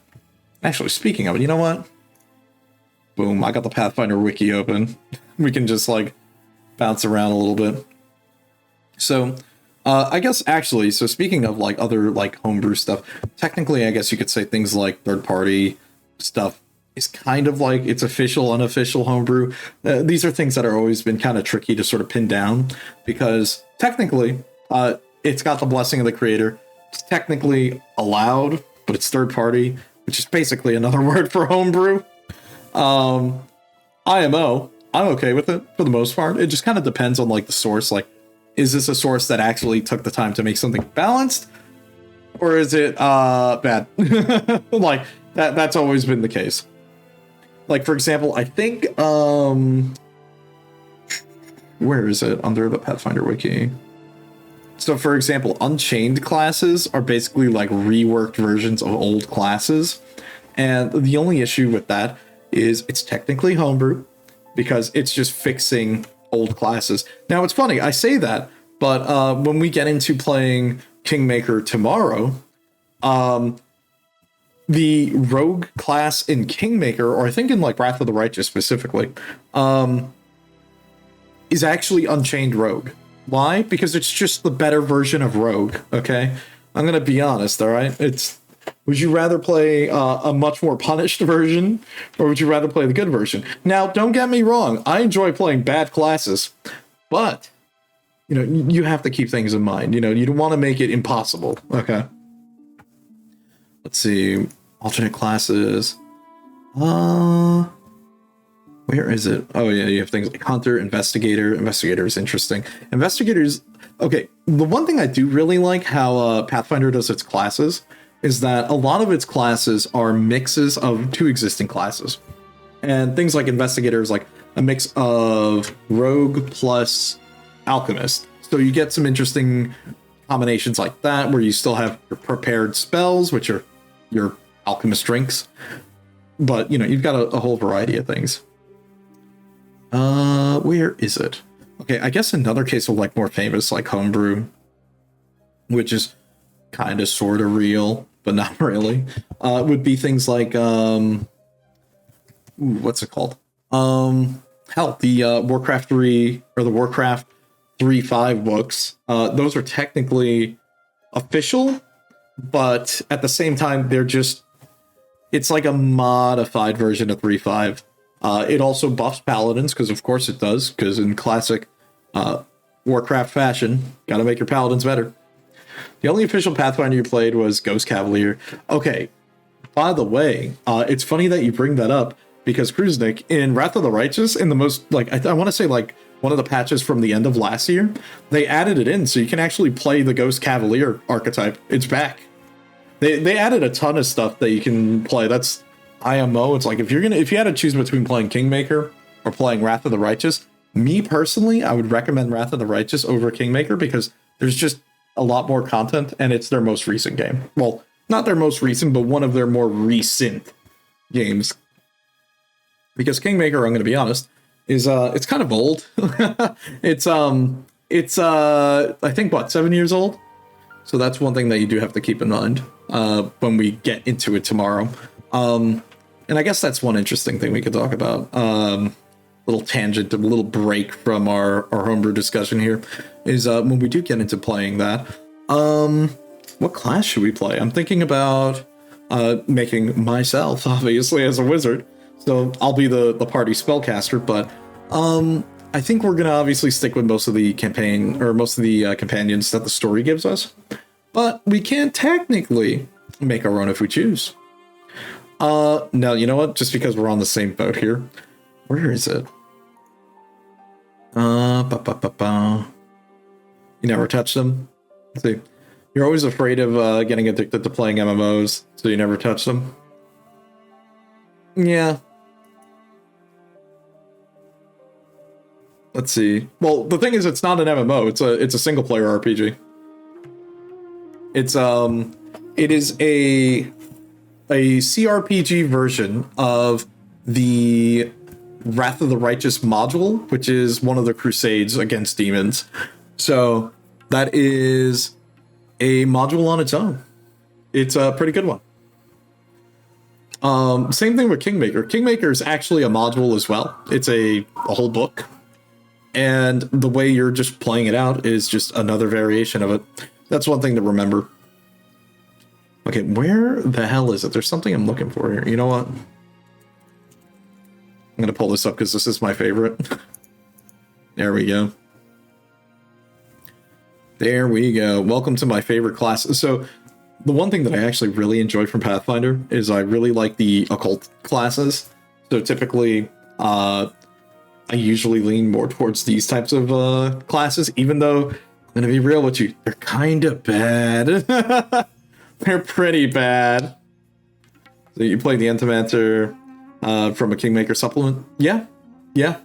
And it's funny because when we do get into that game's story, yeah, it's very much involved with the Fae. It's very much involved with magical beasts, very much involved with nature. I'm going to be real with you. It's a campaign where you want to run a lot of, what is it? Prevent poison and stuff like that. Because I'm going to tell you right now, when we start up that campaign, we are going to be suffering, my guy. We're going to have a lot of poison damage, a lot of swarms of spiders and magical beasts. So, it'll be fun. It'll be fun. So don't worry. Yep, that tomorrow's stream is going to be a little bit silly, you could say.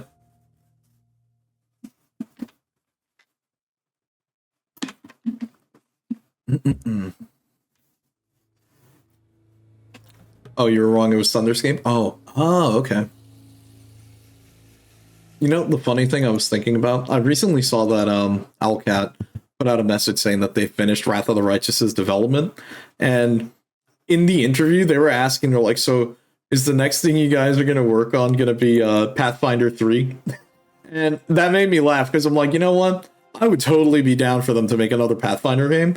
I just hope, I wonder what module they would pick to use as a base, to be honest, because, like Kingmaker's, I like the vibe of Kingmaker because it's very not as high stakes as Wrath of the Righteous, because Wrath of the Righteous it's a crusade against demons. Kingmaker is about making your own kingdom. I'm okay with there not being a management side of the campaign, but that is one interesting thing. I would like to see, I want to see supernatural classes being added in. That's what I want. I want to play Mesmer. But that's just me being selfish. Anyways. Back to... back over here. Actually, we could take a look at some more stuff on the FFD20 page if you want. You know what? What are you guys feeling? What do you guys want to do? We can look at more ridiculous monsters from that. Maybe we can browse around a bit. We got a little bit. We can talk. Because I kind of went over most of like my takes when it comes to like Homebrew, because Homebrew's fun, but Homebrew's also like very, very toxic. Because it can really kill a campaign, especially if you're playing it, I guess to say with the wrong people. You know what I mean? You want to make sure that everyone involved is having fun, but also, you know, what's the word I'm looking for? You don't want to make it game ending. Okay. Like anytime you hear stories about, or like good old RPG horror stories about that stuff, I would say like some of the ones that you hear are always game ending are like, oh, this homebrew is so strong, they carry the whole party and then it's boring and then everyone stops coming back. These are things that you don't want. Okay. You want to make it so, if you are adding in custom content, you want it to be engaging. I guess a good example of custom content that is going to be a bit interesting. I know one of my friends wanted to eventually pop in to show off some more custom creatures, because they've made a lot more custom creatures than I have. Me specifically, when it comes to custom creatures, I'm going to be real with you. I'm low-key, okay? I see a creature I like, I copy its stats, I copy its abilities. Maybe I'll raise or lower some numbers, maybe I'll add in some extra abilities, maybe some spellcasting from another creature. But I usually keep it basically by the book, or at least like not too far off the source. And you may say, Vice, that's boring. And the answer is yes, because I'm trying to make it fair. Because it's very easy to just make a creature overpowered. Now, to give you an example of a simple creature that I made that was overpowered was, okay.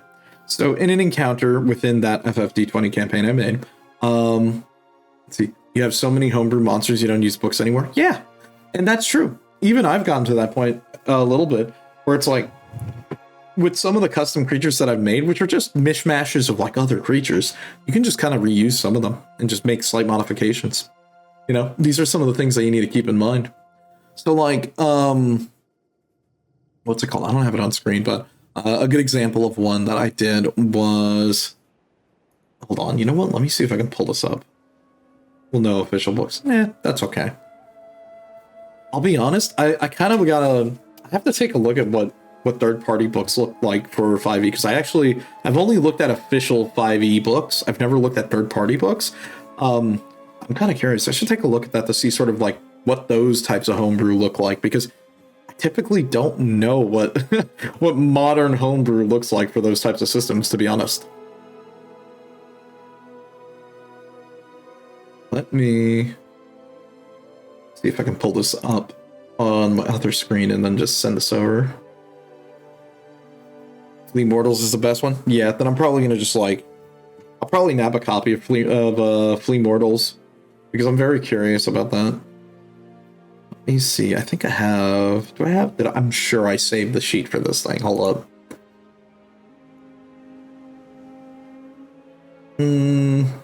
Wow. You could tell I was very brief on some of these notes, huh? Let's see. Where is it? I know I have one of these monsters saved.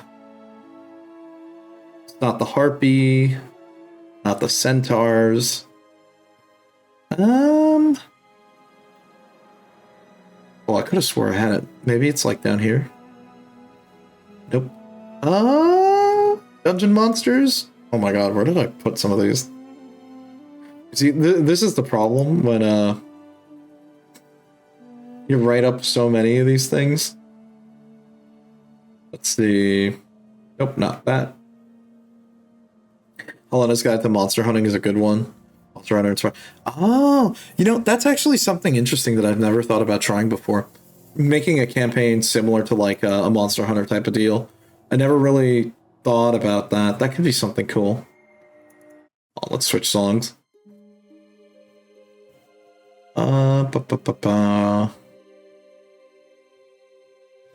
Where is it?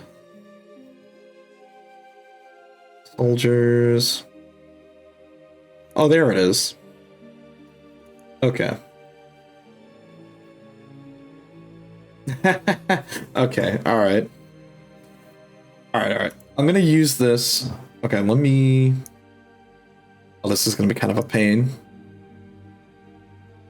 And I'm gonna have to take like 2 screenshots of this to sort of put it out there, because I can't exactly pull this up easily, so we're gonna do it like this. We're gonna grab that, and then I will find... Hold on. Status effects, and we're gonna use this. And there's one more thing I need to pull from here. That is Geomancy table. And you're going to understand in a second why we're pulling this up. Also, welcome back, yet another custom class. And we're going to use this as a reference here. And let me just get this image, and I'll pull it up. I know this is going to be so lame that I'm having to do it like this, but don't worry. So this is a custom monster that I used, which is interesting because it's, I think, a combination of like 2 things. I think I looked up, I think I used like a null or something else, and then I just sort of built on top of it. So this was so the premise of this campaign is kind of silly when you think about it out loud. It was that the characters ended up in the Warcraft franchise. They showed up in the good old Barrens, and they got to fight some Quill Wars. So, using the in-game system from the good old FFD20 system, this is a creature that I sort of put together. This creature, fairly basic. One thing I used was, this is the Quillbore Geomancer. It is chaotic evil. It is a medium humanoid creature, has dark vision, other things like that. This is again following that same template that I put together. And all I did was, instead of just making another sort of generic caster creature, I just went with something like, let's make it a kineticist, because it sort of fits in with the theme of what we did for this creature. And what we did with this was, it has low AC, because the idea is this is supposed to be a caster. It can be very low AC. The idea for how this creature is going to act is every turn it's basically going to be rolling Geomancy, or in this case, Kinetic Blast. That's really what it is. It's using Kinetic Blast with some extra effects. Now, in the Homebrew system for Pathfinder 1, which in this case is the FFD20 system, when you roll a Kinetic Blast, depending on the terrain that your character is standing on, you get a Geomancy effect. Depending on the terrain, you would get whatever effect from that table. Now, I decided to make this fixed because lore-wise, these guys are just shaping roots and thorns in the area. So I was like, you know what? We're going to make it fixed. We're going to make it so it's always going to be Hell Ivy, which is going to require whoever they hit to make a reflex save. And if they fail, they're entangled for 1 round. Now, I think that entanglement, I don't remember if I nerfed it. I think maybe it's like a 1d3 rounds, but I just made it 1 round because, again, as fun as it is to fuck around with your players and like CC the shit out of them, it's not that fun, okay? I'm going to be real. Speaking as someone who has been taken out of combat by a gelatinous cube and basically put into jail, look, there are times where it's like, I've been there.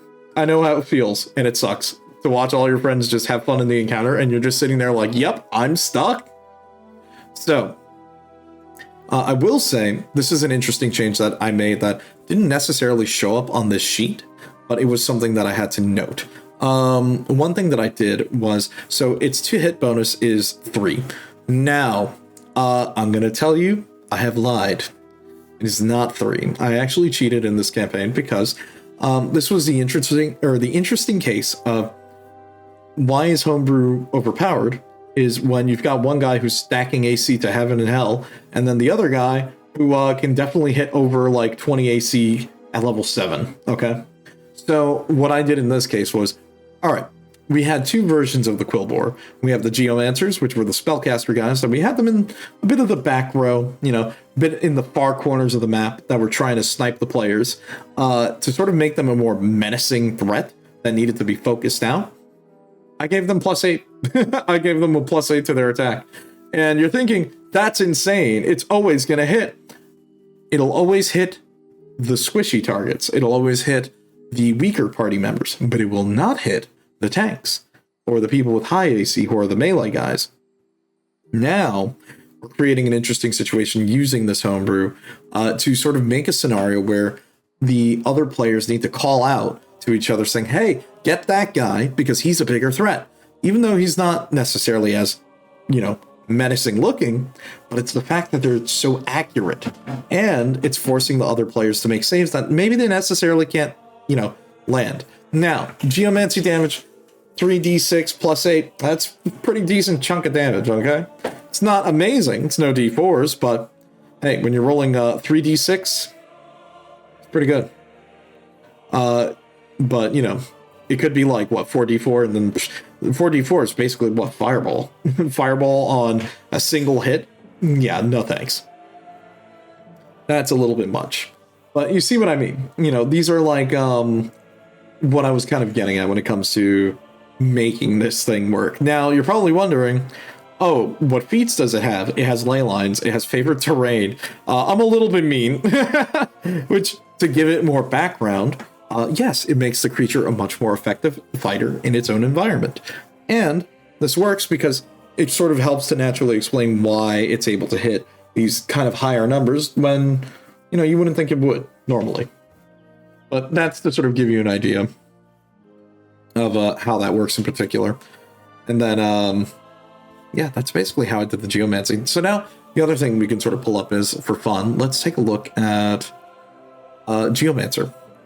So Geomancy, again, in my opinion, is kind of interesting because the Geomancer custom class is basically like a very modified Kineticist from Pathfinder.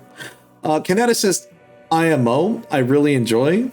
It's fun. You can do a melee Kineticist. You could do a ranged blaster Kineticist. In this case, it was a ranged blaster. Geomancers basically are just, I'm going to be real with you, they're basically just Kineticists with extra steps. They have Geomancy, so based on whatever terrain they are standing on, whenever they land hits with their Geomancy, they also gain additional effects. Dude, what the hell? Oh, damn, there's like lightning sound effects in this song? Oh, shit, I'm sorry, I got distracted. No, we're switching it up. Let's go with something chill. Where is it? You know what? There we go. That's always chill. Okay, so, interesting thing here with the table.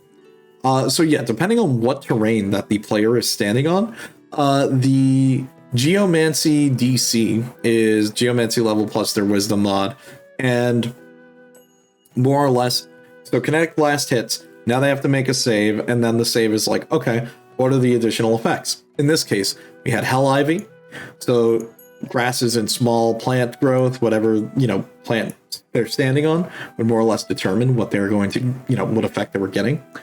In this case, it was going to be Entangled, Reflex Save, and the damage is non-elemental. Other than that, there are like a variety of different effects. And the other thing to note is status effects do work different in the FFD20 system compared to regular Pathfinder, compared to D&D.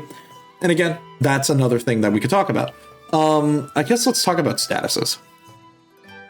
So status effects are kind of interesting because, again, you can always just use what's available to you within the internal systems, but you also have the case of making your own statuses. Sometimes that can be a little bit more fun. Maybe make it a little bit more unique, But again, doesn't need to be. It's just really whatever. Let's see. It also has magic items that you make from the hunts. Oh, that's so cool.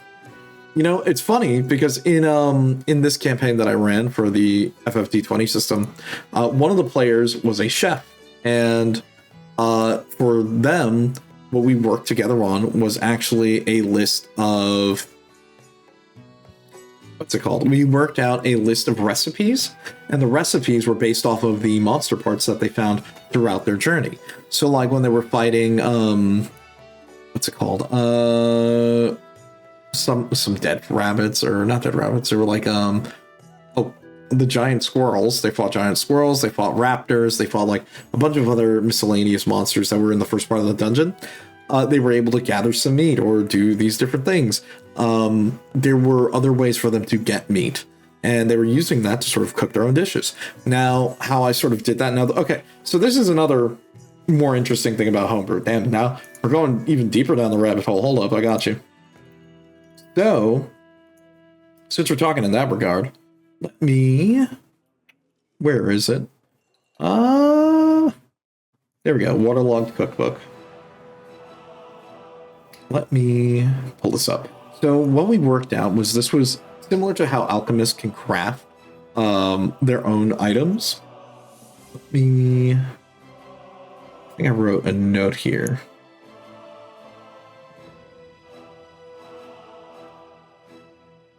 Let me see. Okay, there we go. Let me take a screenshot of this, and then I will pull this up. And then let me also get an example of some dishes here. And then I can also show you some other things. Because now that we're getting into talking about like some homebrew systems, yeah, so Helena's Guide has cooking mechanics. Okay, that's interesting. I'll probably take a look at that book too if I can. May not be on a stream, but even for my personal time, I might take a look at it. So let's jump away from our custom monster here. And let's jump into looking at this. So this was the handout that I put together with my friend. He wanted to sort of have cooking be involved with his character. His character was a chef, and essentially he was an alchemist. The idea was he's an alchemist / fighter dip. So he's like the chef who joined the army. So we worked out how we can do this. We looked at some other basic cooking mechanics, and all food heals a base of 1d6 per character level. Level 6 equals 66 because, health scales up pretty quick in that system. So I said your signature dish can be made without monster ingredients. We'll hand wave it. So again, another rule you can just kind of skip. Artisan dishes are the following. They heal an amount plus the CR of the creature that you cooked. Then you gain one additional effect. The master dishes would be like you perfectly cooked it. You got the healing, and then on top of that, you also got 2 effects. It uses, we're talking a lot of nuts and bolts here. So it's a lot of things like maximum number of mixtures is equal to 3 plus your intelligence modifier. Meals can be only consumed out of combat, and it takes about 1 minute to consume. Buffs last for 1 hour. And 4 spaces, meaning like 4 spaces of traversal on the map, since they were on a dungeon, which was a larger map, and then traveling in a region. I sort of said each space, like 4 spaces would be the equivalent of you traveling an hour, roughly. So I said you can have that, just make sure that works. Let's see. If you don't agree with the buff or the buffs on the dish, talk to me and we can adjust it later. Again, some of the other things that you want to make sure that you're doing when you're working with whoever it is, whether it's a player or maybe you're the player reaching out to your DM, be willing to negotiate, okay? You want to make sure that you've got this down packed, and you want to make sure that, you're both in agreement here on what you're doing. Let's see. Each enemy harvested provides an amount of ingredients for the meal based on the size of the enemy. So a small creature provides enough ingredients for 1 meal, a medium provides enough for 2, and a large creature provides for 4, and so on. Ingredient replacement, you can use substitutes to the main ingredients, and also still ask the DM for any additional things that you want to do. Advancement, at level 10, you'll be able to start mixing and matching from each dish. It would require more ingredients, and it will have a higher DC. And you get to name them and mark it in the cookbook. The odds of success. Note this is based on your food craft skills, so there really wasn't like cooking. I think it was it is cooking, but it's listed as crafting, and then you name it whatever it is in Pathfinder. So it was crafting food. I know, amazing. So that was that. And this is like the odds of success, and this is like sort of how I explained how the system works.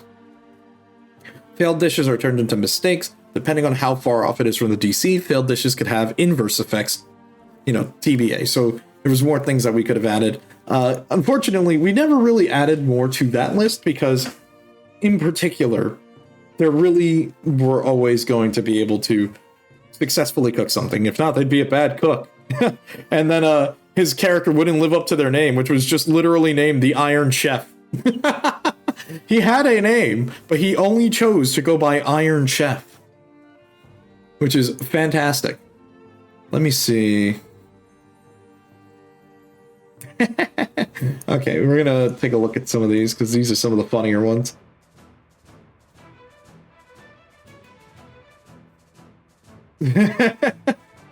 Let me take a snapshot of these.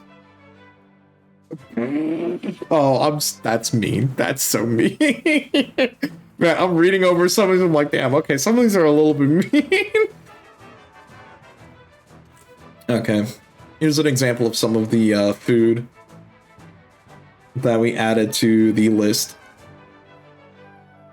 I'm going to show you homebrew pair monsters you made by Kindred from League of Legends. Let me see. Can you message me that on... Hold on, I think I can whisper you on Twitch, so you can just send me that there. 1 sec. Because I don't want to accidentally time you out or get you banned because of the Autobot. So hold on 1 second. Or if you can, like, message me that, or message it to, like, Leaf and we can pull it in. We can try that. If not, look, this... By the way, there is actually a Discord server I'm working on now, so don't worry. That'll be soon enough. Soon enough, we will have that, and we can have a channel to, like, link some D&D stuff and go back and forth in there. That is in the works, so expect that. I'm just like trying to figure out how I want to set it up, and then we'll be good, and we'll actually have it out there. Okay, let me just get this in here. Okay, so I'm going to give you an example. These are some of the dishes that that we used. So this is going to be kind of funny. So we had... Oh my god, these are so silly in hindsight. The more I read these. Oh man. Okay.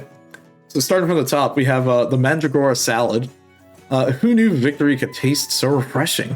Mandragoras have unique effects. So I figured let me just add these different effects. You eat these and you would get these additional effects to your stuff. So you would become immune to sleep effects for the hour. You would have envenom, so you get additional damage dealt. The other thing, Bristleboar chorizo. You could have swore you heard one of the quillboars were called Bristleback.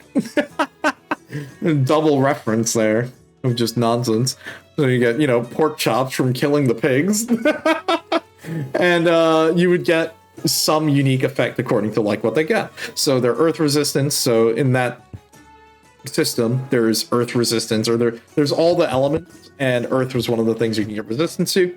So I said, okay, you get resistance, and then also you get thorns. So when struck, reflect 1 dice of damage back at the target, only physical damage. Then in this case, you have the harpy flanks. They're thick. Wait, what? Ingredients required would be like the harpy flank or the Garuda flank, and I just made that sort of a general purpose thing considering the campaign that we were in. CR6 again.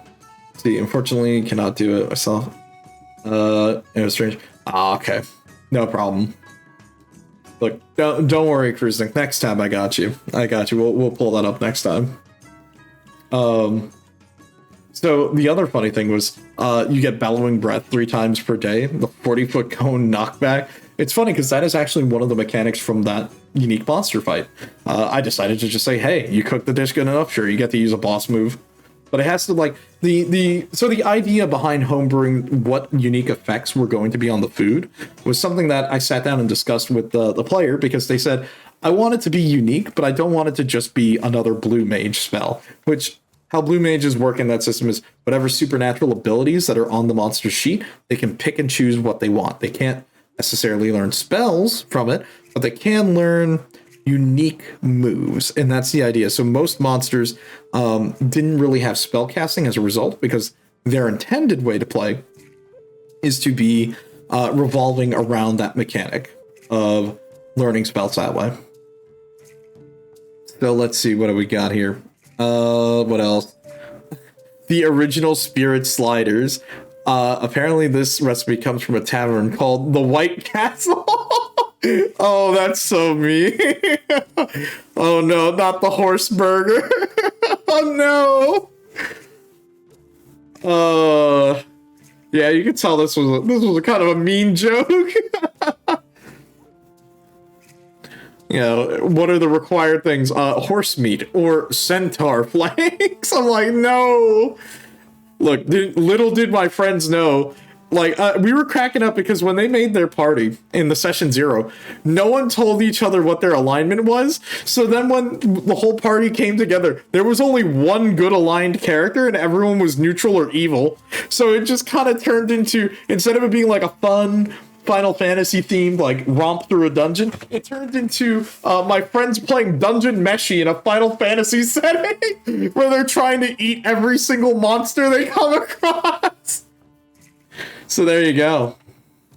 If you're ever curious, if you're gonna run your own Dungeon Meshi campaign, now you have some ideas.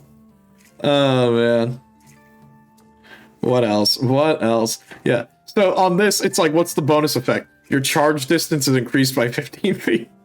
And then the additional effect is, it's basically a bull charge or a bull rush. So you get an additional 15 feet on charge. On a successful charge attack, they get shoved 5 feet. And it's a DC 18 fortitude check. Now, you're probably thinking, wow, DC 18 at level, like, what, 7? Look, dude. This is the other issue. And we touched upon it when we looked at this, okay? Oh, yeah, thanks. Okay, there we go. The other thing that we touched upon is this issue right here, okay? Damage inflation and damage bonus rolling and, like, think about all this shit. This is, like, what, level 7? And players are pumping this much damage? Again, I brought it up before. We're going to bring it up again. Homebrew is typically usually imbalanced, okay? As fun as it is, and me and my friends get a good laugh of, haha, big number, go burr. In the case of with this system that we played, which was the Final Fantasy D20 system, it is essentially the running joke of what me and my friends call yup numbers. In the case of when there's just a lot of numbers on screen and you're like, yeah, I'm not even going to check that. I'm going to take your word for it and say, I hope you know what you're doing. Now, to give an example, the only way this character was able to deal this much damage was they were using their low health, they hit their limit break, they hit a bunch of other special effects to their custom class that let them spend or let them deal a lot of damage, but a portion of that damage is dealt back to themselves. So if you were wondering, yes, he did knock himself out after that. He scored a crazy hit on a boss, and then he like knocked himself out of the fight. So it was kind of funny, okay? That's the little hidden thing that you don't realize at the end of this. Was, yes, he indeed knocked himself out. So remember to take a break, save, stretch, and hydrate. You know what? Good call. Time for a good stretch break. Whew. By the way, I hope you guys are having a great night. Oh man, I forgot to like tweet out the new short. I kind of forgot. I set it up and then just actually forgot to tweet it out earlier today, so I'm probably gonna like do that after stream. Maybe I'll throw that in chat for you guys. Just in case, in the offshoot chance, anyone wanted to take a look at that. Let me just double check it. Because, you know, sometimes I forget.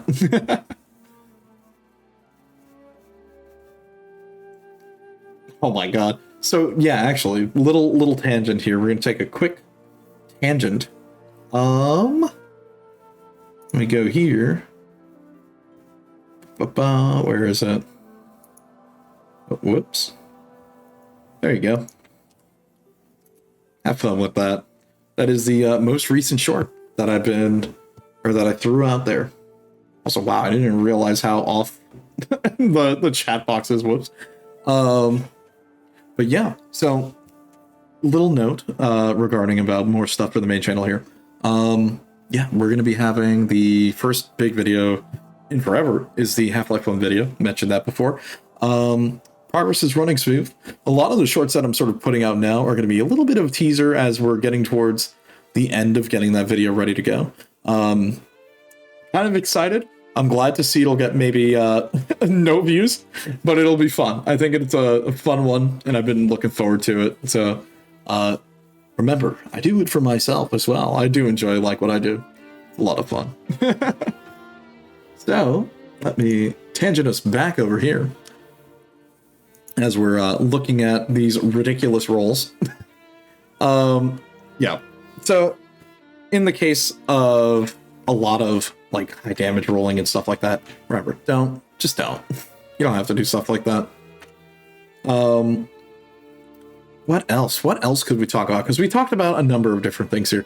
I guess we haven't really looked at like custom spells in that regard, but I guess in that we can pull up some spells from like the FFD20 as an example. We did kind of look at Geomancy, which is basically a modified kinetic blast. There are some spells that are basically unique, but again, a lot of them fall into the same category of they usually took a look at what was available within an existing system and then said, how can we change it? I think, where did I put it? Let's go back over here to 5e tool real quick. Let's look at some spells real quick. I think oh, right. Let's just enable that again. And let's just look up a classic here. There we go. Let's look at paste. So for example, what we ended up doing when we were looking at haste, like we created that amulet, and what we ended up doing was we said, okay, there's no concentration. It's just going to work normally. So it's going to work like a typical haste spell would work in an older edition. And oh wow, music pop off. Hell yeah, dude. So I decided we're just going to have it work like regular haste. It's going to be no side effect downside, no incapacitation at the end of the turn. We're just going to have it work like haste from an older edition. The other benefit of the item itself is that it's going to be used on yourself and also another target. So instead of it just being one person, it's going to be both yourself and an additional target. I'm trying to think what other additional magic items might we want to add when we work on, or when we go to like working on our campaign again. And it's funny because I'm thinking about that as like, I am still like piecing together like the nuts and bolts part of the campaign that we sort of worked on stream. So it's like there are some of these things that I'm like thinking about on the side, like what additional items would I want to add? What other things to put in? Now, again, I know you brought up the point, Kruznik, about looking at other sources. So I think actually I'm probably going to look through that other, like, what was it, that third-party book, to see what other items we can probably put in. Maybe I might take some of the idea of that crafting of a new type of magical item. I did mention that when we talked about the Inventor's Island in our setting, that we're going to do something like that, and maybe we would grab, what's the word I'm looking for? We would grab multiple magic items and then mash them together. I think that could also work as a very fun way to sort of get something like that done. Hell, you could even use it like with the spell rod. Spell rod? Wow, it's a really dumb way to say a wand. You can use a wand that combines multiple spell effects and make it like a very high spellcraft DC or something like that. But, you know, again, I'm saying that as if like like those skills exist. Let me see, actually. I need to double check actually, but for Artificer. Okay, magical item adept. I tuned up to 4 magical items. Okay. Now, I guess this is a question that I have for like anyone else. Do you guys do attuning to your magical items? Because typically, I guess maybe that's like a house rule within my friends, maybe, or maybe like something that other people do. We don't really do attuning to a magical item unless it's got like a significant relevance to like the plot, like maybe it's a sword that only someone specific can use, you know what I mean? But me and my friends, we typically don't end up doing something like that. So I'm kind of curious, like, do any of you guys do something like that? But not really for me, at least in my case. I typically, we just kind of play it by ear. Attunement is for something powerful. Let's see, it's just something to limit all the good stuff. Yeah, you know, I think that is a fair way to think about it, because now that I think about it, in the most homebrewed campaign that I ran, which was, again, that FFD20, that does make sense. The players were sort of passing back and forth some magical items, which one of them was really fun, was, let's see. So you never played in a game that disregarded attunement for items. Oh, interesting. Let's see, if the magic item, because if we didn't know for a fact, you can break the shit out of the game without it. Okay, fair enough. I didn't know. You got me there. That's pretty funny. Okay. Because, like, whenever I've done, like, because we really didn't do attunement. Like, for me, it's more, it kind of turns into the case of the party passing items back and forth. Imagine wearing 10 rings of protection. Okay. Okay, so that, I guess, maybe is a limitation rule. So I would say, like, if we go back to, like, the table that we wrote up, like, if we look at things like slot, okay, I would say you're only allowed to wear 2 rings. We're not doing no Dark Souls 3, no 4 rings, no 10 rings of protection, okay? So I would say, yeah, you can wear 2 rings. You usually want to pay attention to, like, your different slots for your item and your equipment. No double dipping, no being stupid, okay? That's the rule of the thumb, okay? Or well, rule of thumb, don't be stupid. No, no 10 rings of protection. Besides, like bonuses do not stack, so only one of them would work and then the rest of them would not. So you would look like a big dummy. Don't do that. Let's see. But I feel like, I don't know if attunement. Okay, I think you might be getting that a bit mixed up though, Leaf, because I'm thinking attunement versus equipment slots. Equipment slots are completely different than attunement. Attunement would be only this person in the group can wear this, or only certain classes could wear this. You know what I mean?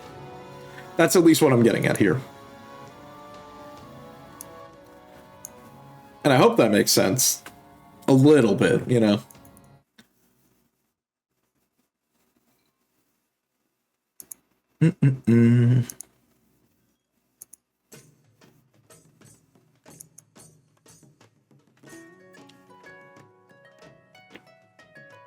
Remember, stay hydrated.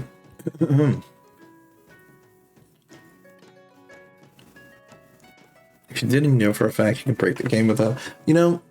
Okay, the other thing that to me is always like the 1-2 punch when it comes to like homebrewing,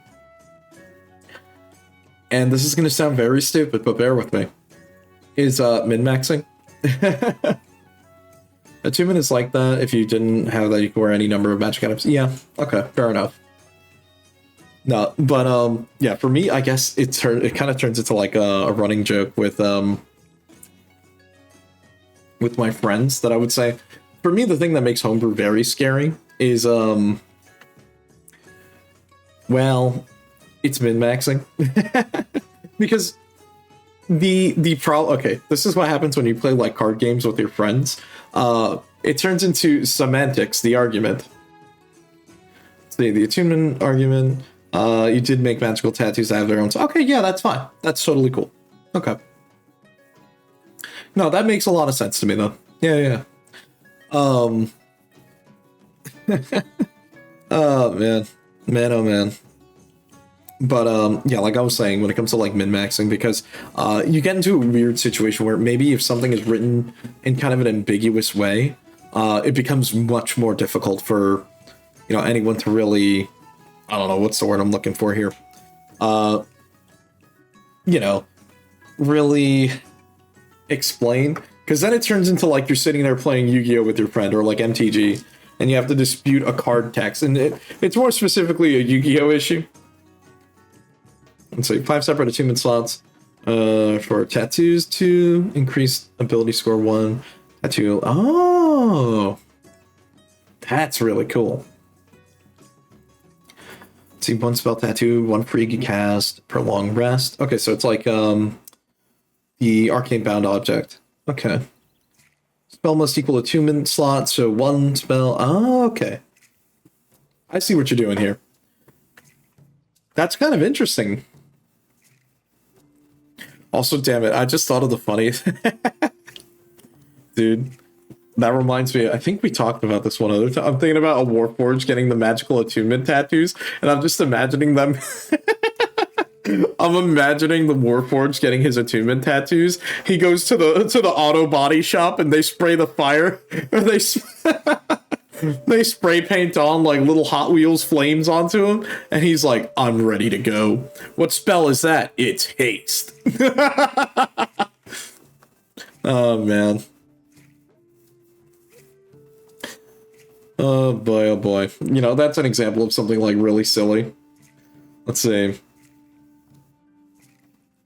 What else? What else? I guess, let me take a look actually. I need to get some ideas on here. Let me go back really quick over here in 5e tool. We're going to take a look at some of the magic items here again real quick, because I kind of want to know a little bit more about some of these things. Dungeon Master. Oh, whoops, wrong thing. Go to items. And let's look at some wondrous items again, or magic items. Because it's like, we know like there's +3 weapons, +3, or plus all this stuff, but I want to see some like, some crazy stuff. What are some fun magic items that we can look at to get some more ideas? I know we looked at this one earlier, and I do like the transformation effects. I do think the rolling on the 1d100 tables are usually kind of funny, but also at the same time can be kind of ridiculous here.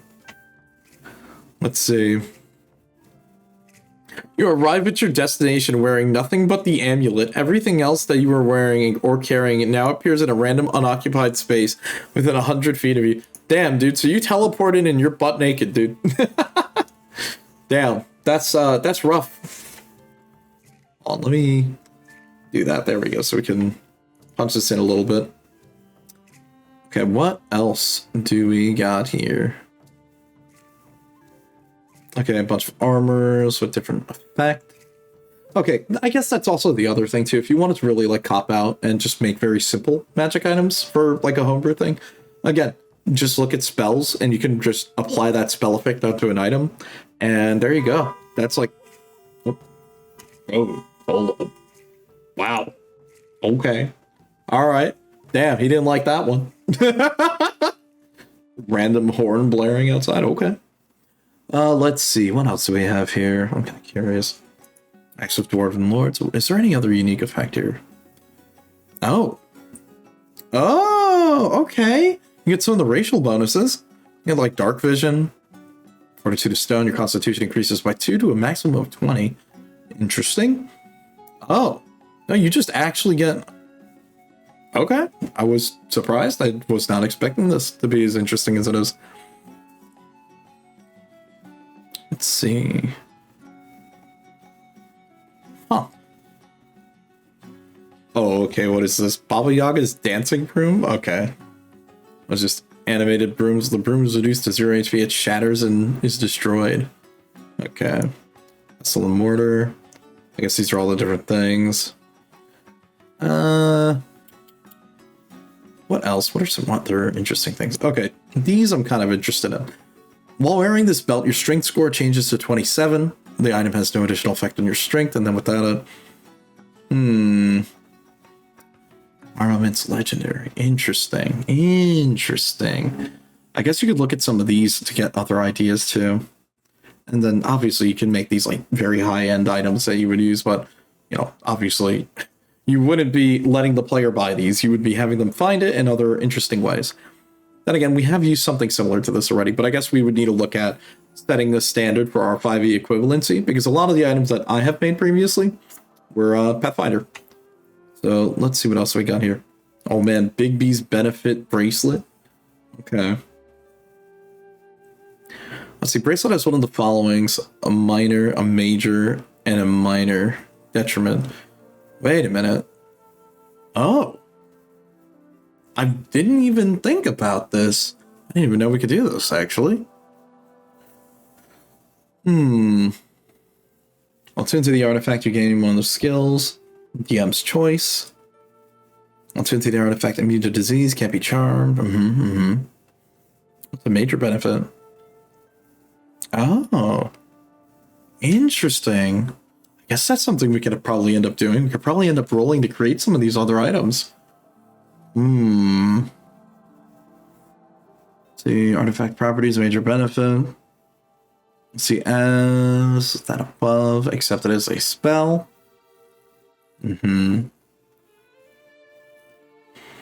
Interesting. Okay. What about the detriments? Oh my god, detriment table, like. Hold on, let me go back. Let me open this here. We can get a better look at this. Let's see. Disadvantage on saving throws. First time you touch a gem or a piece of jewelry while attuned to this is reduced by half. Oh, that's mean. Let's see. While you're blinded, let's see. While attuned to the artifact, you are blinded when you are more than 10 feet away from it. Oh, that's horrible. Actually, this might be interesting because we could maybe replace one of the effects that we've chosen on the necklace. Let's see. While attuned to the artifact, you have disadvantage on saving throws against poison. You emit a sour stench noticeable from up to 10 feet away. Yuck. Let's see. All holy water within 10 feet of you is destroyed. Holy water is destroyed, dude. Oh, brother. Okay, let's see what else we got here. While attuned to the artifact, you are physically ill and have disadvantage on ability to... Damn. Your weight increases by 1d4 times 10. Okay. I guess this Okay, I was gonna say, when it comes to like dealing with things like character weight and like total of what you're carrying, we don't typically think too much of that unless like it turns into a scenario where the weight matters. Like if they're crossing a rope bridge or something like that, that would be when a situation that calls for it to matter more. So that would be something we would maybe pay more attention to. But we can like hold on to that. I mean, like 40 times 10. I mean, look, you lose 400 pounds or like, you know, or 40 pounds instantly. Yeah, that would cause some concern, or gain 40 pounds. Look, man, you do that and the rope bridge snaps and you fall down to the pit. What else? You're deafened when you are more than 10 feet away. That sucks. Oh, while attuned to the artifact, your appearance changes as the DM decides. I don't know how I feel too much about those types of effects because, you know, it is a bit of a player agency thing where you're taking things away. Now, I guess, you know, obviously you should do something like that, but I don't know if that's necessarily what you would want to do. Maybe. It kind of depends. As long as it's like nothing super detrimental, or, well, you know what I mean. I wouldn't really typically enjoy messing with that unless it's like a gag. Let's see. Have I heard of Vivante? No, I have not heard of Vivinite. Or Vivinite? Is that how that's pronounced? Let's see. Oh, I just realized all of the tables are here. Ooh, that's... Alright, you know what? This is making this a little bit easier. Like, can you tell that I'm still, like, getting used to 5e tools? Because most of the time when I'm, like, running campaigns, I usually play, like, old Pathfinder and stuff. Oh, hey, what's up? Let me, turn on your mic and audio and say, hey, how you doing? Welcome to the stream. What's up, Kombucha? How you doing? Oh. My bad, I was muted on Discord. There you go. Hey, what's up, Kombucha? Hi. Welcome aboard. What's up? I'm doing pretty good. Late. No, you're good. That's great. Never mind. Let's see. It's a special crystal that can be found on corpses, but when you found this out, you have to make a magic item. No, dude, that sounds cool. Ooh, okay. See, you slay a medium or living thing, and this creature has a sword. The creature raises an undead covered. Ooh, that's really cool. You know what? That kind of reminds me a bit of like, what is it, like a sunlight blade or something like that? Except it's like the inverse effect of that to undead, but instead of like disintegrating them like instantly, you're raising it. That's actually cool. Damn, my dude made Frostmourne. I like that. No, that's awesome. Also, welcome aboard, Kombucha. We are currently talking about Homebrew, and I, went through a whole bunch of stuff, explained a couple of examples that I've got, and let me just do this so you can sort of see where I'm bouncing around back and forth on here. Yeah, I'm curious what you got on the docket today. I peeked in here earlier, and I noticed a certain series of rolls, and I laughed. Oh yeah, so yeah. Like, yeah. You know, let's talk about that because surprise, everybody. Is this my trial? Yeah. You know, I wasn't expecting it. Am I being put on trial for my crimes? Is this... Yes. So, welcome aboard. Welcome. This is now. I'm that guy. Yeah. So this is him. This is my good friend Kombucha's role, actually. By the way, when we were talking about, I gave an example of when people hear Homebrew, this is what they see, and I said, this is usually what you think. It's either going to be ridiculously overpowered or it's very underpowered. Yeah, go ahead. I didn't make this. No, okay. I know you did not. I know. I gave the example. I did not type a single letter of this class description. This was somebody else's thing that they thought was okay in balance for the campaign. It was not. Correct. Look, oh man. Look, we got to talk about this because, so I talked about this a lot earlier, but I want your take on this. So I went into this, we talked a bit about some magic items or custom items. We talked about Homebrew in the sense of what is Homebrew. I explained how Homebrew is basically whatever setting you create for your campaign that is not canon of the D&D world. But we also talked about things like custom classes. We talked a bit about custom spells a little bit when we looked at geomancy. in the FFD20. I kind of was looking through that on the docket because that is the most homebrewed campaign that I have done personally. Now, I know you've created a bunch of like homebrew monsters, which, hey, if you send a screenshot of that, we can always pull it up and talk about it in more depth. But yeah, here, actually, give me 1 second. Yeah. I'm gonna open my blinds real quick. Oh man, he's got to let the light in. The skeleton bones need the calcium. Got to get the sunlight. He's gonna get a tan. Oh yeah, if you can send it to him, we could probably then pull it up that way too. Appreciate it. So yeah, let me level with me for a second here. Like, what if the MO of tonight's stream is to talk about like what is homebrew? What are we classifying as homebrew necessarily? Because I think a very common thing that a lot of DMs will do that gets sometimes filed under homebrew is house ruling. So if you like house rule something to say, okay, you have a spell that requires the egg of a cockatrice or whatever that was freshly harvested within the past like day. A lot of DMs might be like, we'll waive that requirement, and that's a house rule. Yep. I've heard people refer to that as homebrew. Now, me personally, I wouldn't consider that to be homebrew because I feel like when you're running a game, it's sort of an unspoken agreement that like you have the final say on things as the game master. Yeah. I'm curious what you think about that. It's funny. So we did kind of talk about this in general. Now, I said, just to be a bit of a contrarian on this, I said a lot of these things would technically be considered homebrew because you're making adjustments to previously existing rules. Now, what I will say in that regard is, no, it's not. I would say house rules are kind of different because that's allowed. Everyone plays D&D a little bit differently. I think that's up to the GM's discretion. What I will say is homebrew would be adding in new things to an existing setting that is either created or other things like that. Like things like adding in, I guess, new factions, lore, or whatever. I guess that technically counts in a sense, but that means you're just following the rules of the world on that, the DM's created. It's funny because I was talking a bit about like what is considered homebrew, and even I said, for an example, technically the settings of campaigns that your friends make, or maybe just whatever you're playing that's not within official D&D content, is technically classified as homebrew, but it's every man's game. You can do whatever you want.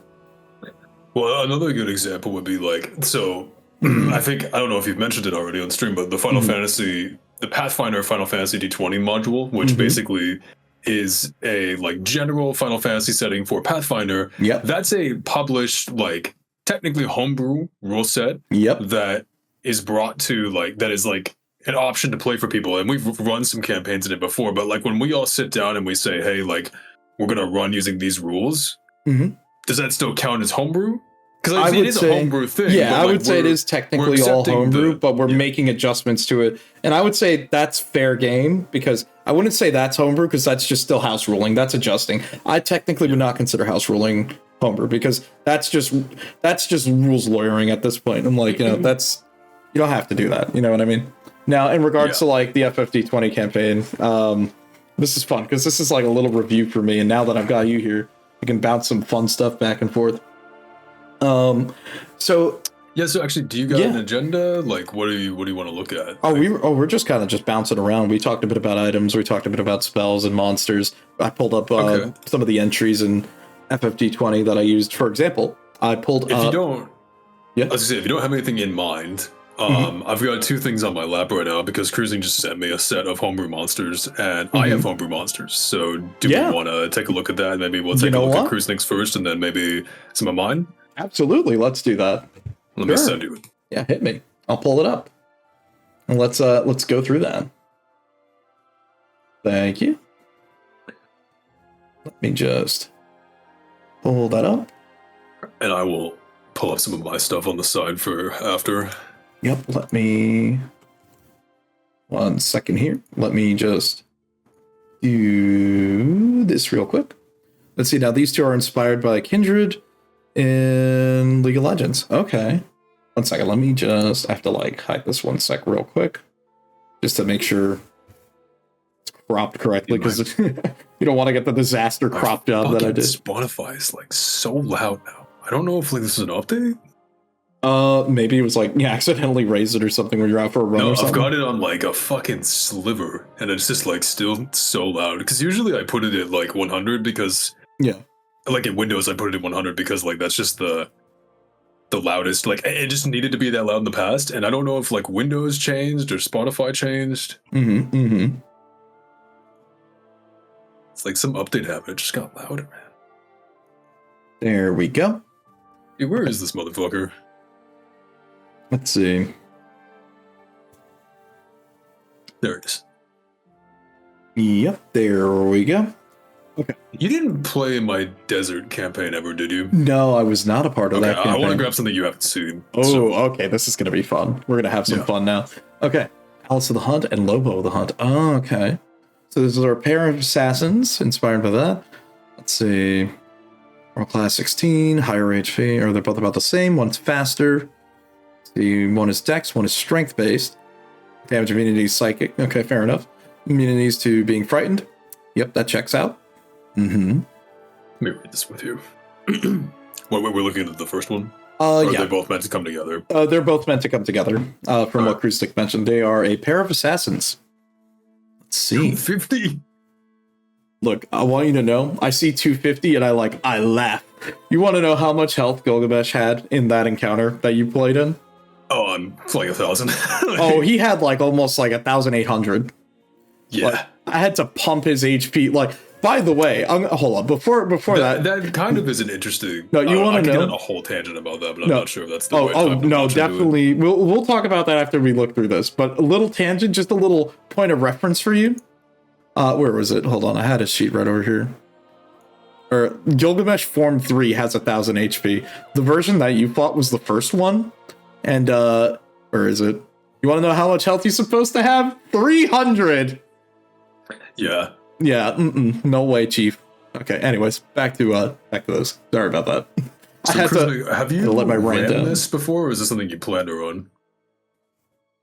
And, like, talk to me about, like, what's kind of the, like, use for this? Is this meant to be, like, a boss fight for your players? I see villain action at the bottom, which is kind of leading me down that. Let me see. You normally see in darkness in both magical and non. Okay.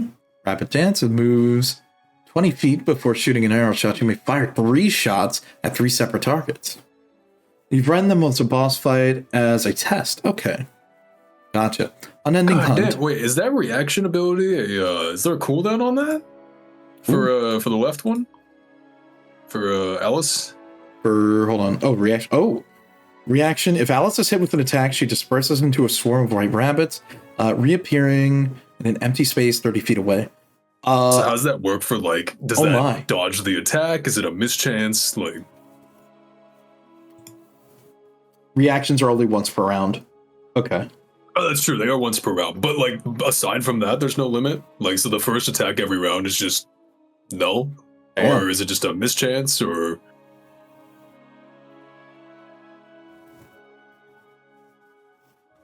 No limit. Oh, wow. Damn. Wow. Give you a letter of the alphabet? Interesting. Because, like, I look at this in the context of, like, how would I, like, have fought something like this? And I do know that, like, if it was our group, I would say that you do have a 6-man party, Like, you do kind of end up in a situation where one guy's kind of got to be the sacrificial, like, he's got to sacrifice one of his attacks every round to get rid of this. Unfortunately, I feel like that would have been our ranger. One of our party. Yeah. Yeah. Oh, that's interesting. 6 level 9s. That's interesting because the stuff I'm going to show you is 4 or 5 level 10s, but in 3.5 instead of 5e. Oh, yeah. So, also, it was very funny. Decently similar power bracket, I guess. Oh, man. Also, it's very funny. I had them guess what level your character was when you did those crazy rolls. yeah, I know, right? Man, level 7's crazy. Or level 6. What'd they guess? I want to know. I think first guess was... what was it? I know, Krusnik, you gave an example. Yeah, it was like level 7. Yeah, he hit the nail on the head. He got it. It's pretty close. Yeah. Oh, man. So let me see this, actually. Let's see, Rabbit Dance. Okay, that's scary. 3 shots, okay. Let's see, if Alice hits a creature with 3 consecutive marks, The wolf, they both do, okay, so they receive healing. The target is both rabbit and wolf mark, instead they heal, okay. So this is a way, so them working in tandem is just healing them, as well as making it a threat for them, okay. I like the synergy between both of them, like as they're meant to be paired fighters. It's a really cool concept, and actually, you're really probably gonna like the example I have because I'm seeing a lot of similarities with the encounter that I ran that I wanted to show in this encounter. Did your players beat this? Like, did they? You said it was a test. Did they win?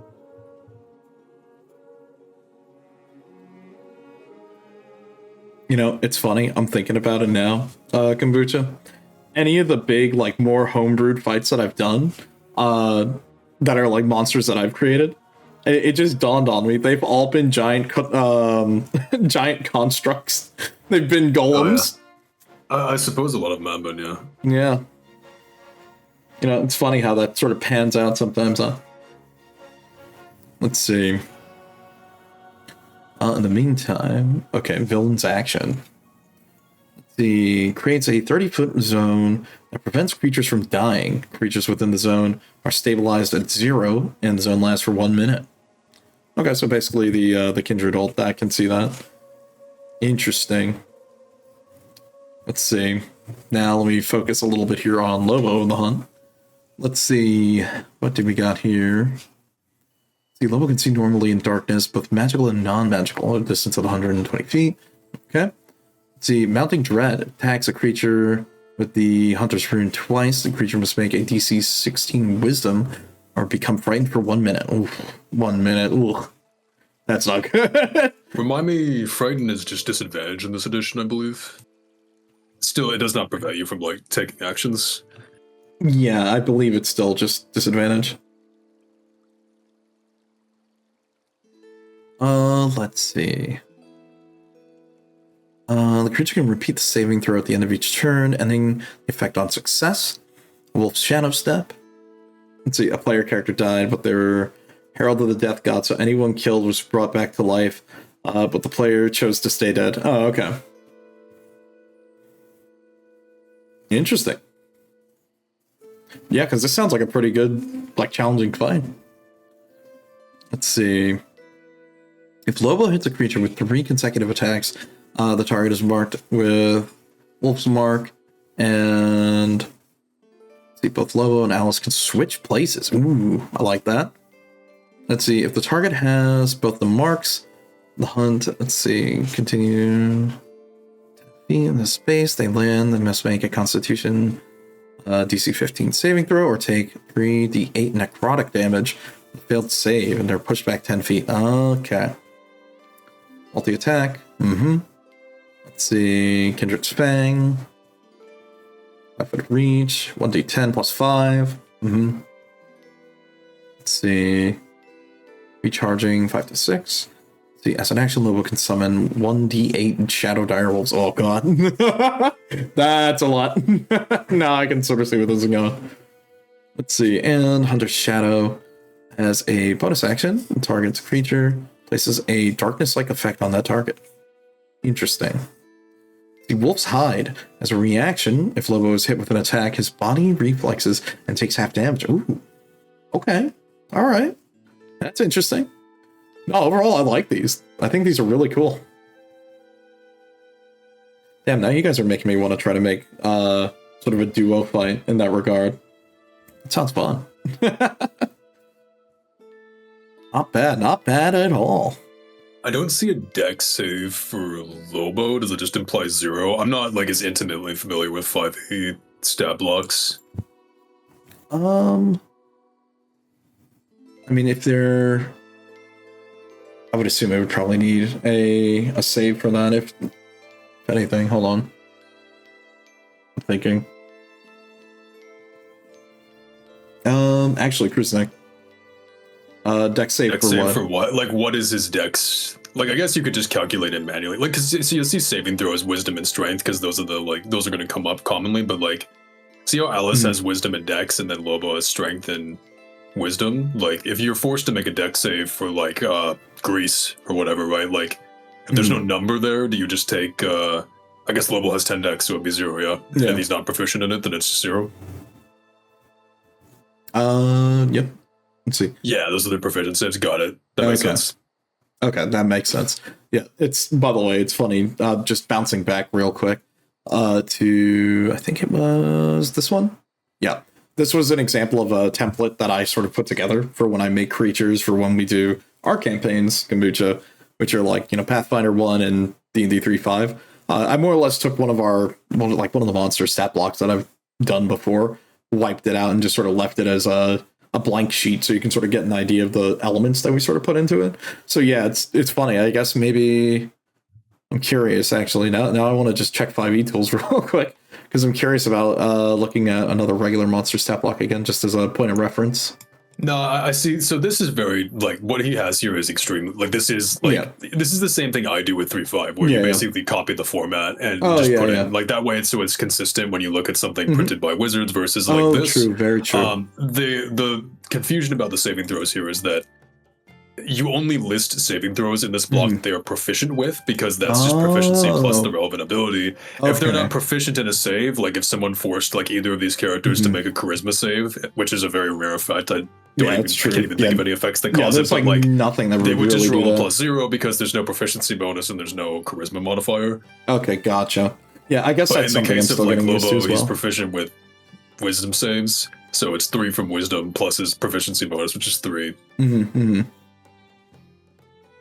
Is like 5e differences. I see. Because in 3.5 and 3.0, you have 3 saves, like period, fortitude, reflex, and will, which are just constitution, dexterity, and wisdom. But those are the only saves. Like, you will never be forced to make like an intelligence save. It just doesn't exist. Let's see, where is it? Oh yeah, like here, for example, this was, by the way, I guess this is not really a spoiler for you. Yeah, I totally cheated the to hit bonus on this guy. Yeah, because that's something. His to hit bonus is actually. I do not like these Pathfinder stat blocks, man. I find them very hard to read. Yeah, they're a little bit tricky to read. Plus 18. Holy shit. Oh yeah. Yeah, I see. Yep. Like I basically had to just like bump their geomancy attack because their basic to hit him, like, this is fairly weak, but I wanted to make an enemy that was a little bit more menacing as a backline sniper, but to also make it so, well, maybe you guys would probably need to rush towards this target to take them out. You know what I mean? Yeah. And that was kind of the other like mentality on it. Would you like me to post my stuff? Yeah, go for it. Send it to me, and I'll DM it to you. So I'm gonna send you these in order because I had to. Unfortunately, they don't fit on one screen. Yeah, that's no problem. I've been going like bit by bit here. Here's how I had to basically do two screen caps for each. So the fight is a bandit leader with like a crew of like mercenaries with him. Okay. So we're gonna start with the smaller ones, like the mercenaries, and we'll do the boss one next. Okay. So the stat, I'll send you an order. So it's stat block and then the descriptions of the like special abilities, which just goes underneath it. And then if we can fit them both, I guess we'll just maybe do this. Yeah, we'll do piece by piece here. Let me we'll just do this one. So however this is gonna fit well, so it's readable. Yeah, let me hold on. I'm gonna need to just zoom out here. I hope this works. Let me just double check. How are we looking? Okay, that's a little small. The problem is gonna be getting the second one if you can go wider, if possible. Yeah, hold on. I'm gonna make some adjustments here. This is going to look real scuffed for a second. Bear in mind, everybody.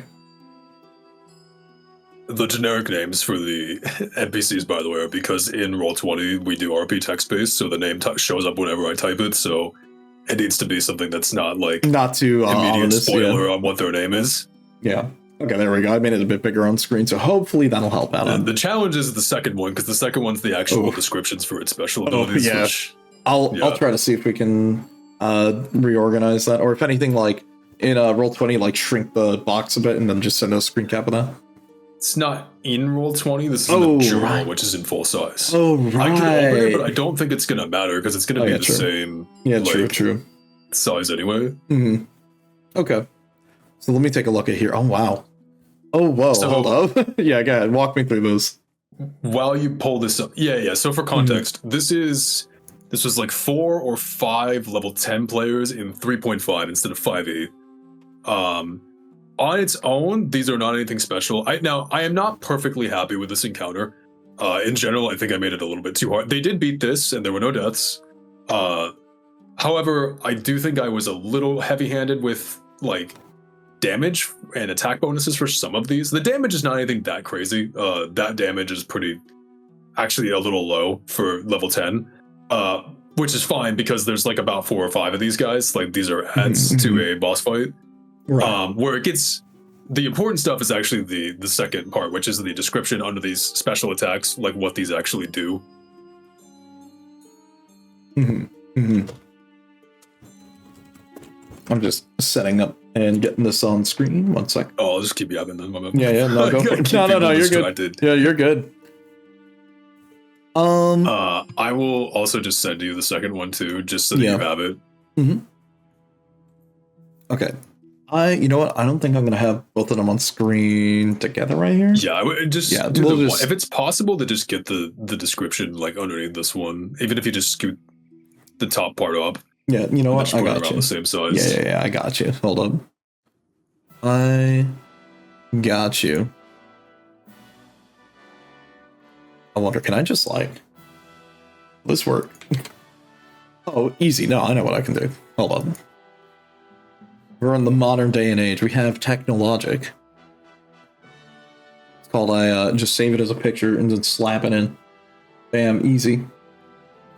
Oh, that's so the explanation for what this is, if you're curious, is 1 second. Let me. The idea behind this like bandit troop is that they are part of a ex-military unit that were like specialized in coordinated team attacks. So in a way, this is almost like before I had ever like been exposed to this, precursor to Pathfinder's teamwork feats. So they have special maneuvers that they only have access to when fighting together. So the first one, which is in that second block, Twin Fang Strike, they just straight up get a higher flanking bonus. So in 3-5, if you attack on opposite sides of a unit, rather than it being advantage, you get a +2 to hit. These ones get an additional 3, so for a total of +5, which is pretty high. And Coven of Serpents is a little bit more... how would I put it? Like, this was a little bit more non-standard. It was to get them to use improvised weapons. The idea being it was supposed to sort of like represent like a messy kind of like bizarre fight where like one of them might like, if there's 2 of them flanking you, one grabs a vase off the shelf and smashes it on your head while the other one stabs you in the back while you're distracted. You want to know what it kind of reminds me of? It kind of reminds me of like a scene out of Indiana Jones, now that I'm thinking about it. Yes. Yeah. Yeah. So, okay. Actually, there is a typo there. This is old. I made this years ago. Natural weapon should say improvised weapon.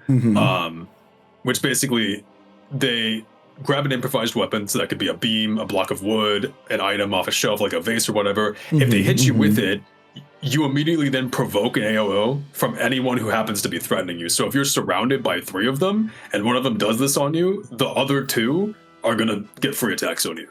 Oh my god, dude. And they can 5-foot step if it would put them into range to make that attack. Damn, that's that's kind of messed up. It's a little mean. And then that's a little mean. The top one is keep in mind this is level 10 3-5. My players have very mean shit. I had a player who could turn into a swarm and he was nearly untouchable by conventional weapons. That sounds so messed up. Dude, so, I hate fighting swarms. We just kind of we match the freak, all right? We freak for freak a little bit. Or would you say you're having the freak off? No, I'm kidding. Okay, go ahead. Yeah, the freak off. The flash powder is basically a parcel of like herbs and small magic sigils that are essentially meant as a CC break. So I listed a bunch of conditions, very common ones like blindness, confusion, fear, daze, dazzle. They can, they have a limited number of these that they can throw at their feet to immediately cleanse those status effects. You will often find a lot of crowd control effects like in older editions, and some will just completely shut down certain mobs. This was a like limited way for them to break out. I think I was overall too heavy-handed with the CC breaks in this. Now, granted, I didn't really have a heavy CC comp for my party, so it didn't end up being that relevant. But if I was to run this again, the main boss already had a CC break ability. I think I would have just left that one and then gotten rid of this flash powder entirely. Okay. Yeah, because now it's like it's a case of they're going to be a lot of. It would be the case of players, right? I don't want them to like waste valuable spell slots CCing somebody, and then I just like I'm like, no, you didn't, right? Even if it's a limited number, it does feel kind of bad if you're the wizard where you're just like, glitter dust, and then he purges it, and you're like, glitter dust again, and then his ally purges it, and you're like, oh my fucking god, like that kind of thing. It's funny that you bring that up, because that was like one of the big major gripes that I kind of had going back and forth when we were looking at like the Final Fantasy D20 system, where crowd control was just not very relevant, or if you are fighting a boss monster in that, system that we were running, they're just immune. They're just immune to like all status elephants, pretty much. Yeah. And that's not very fun. It also makes it so spell casting is more heavily focused in damage and buffing instead of like crowd control or any sort of unique field effect type of deal.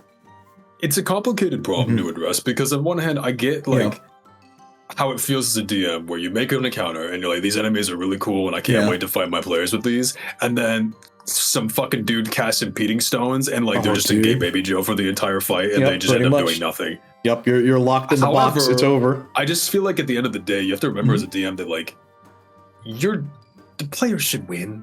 Yeah, I feel like at the end of the day, usually I brought this up earlier, and I'm very glad to hear that you agree with me on this, because I said, look, when it comes to like homebrew, the main thing I would say is sort of remember it's either going to be overpowered or it's going to be underpowered.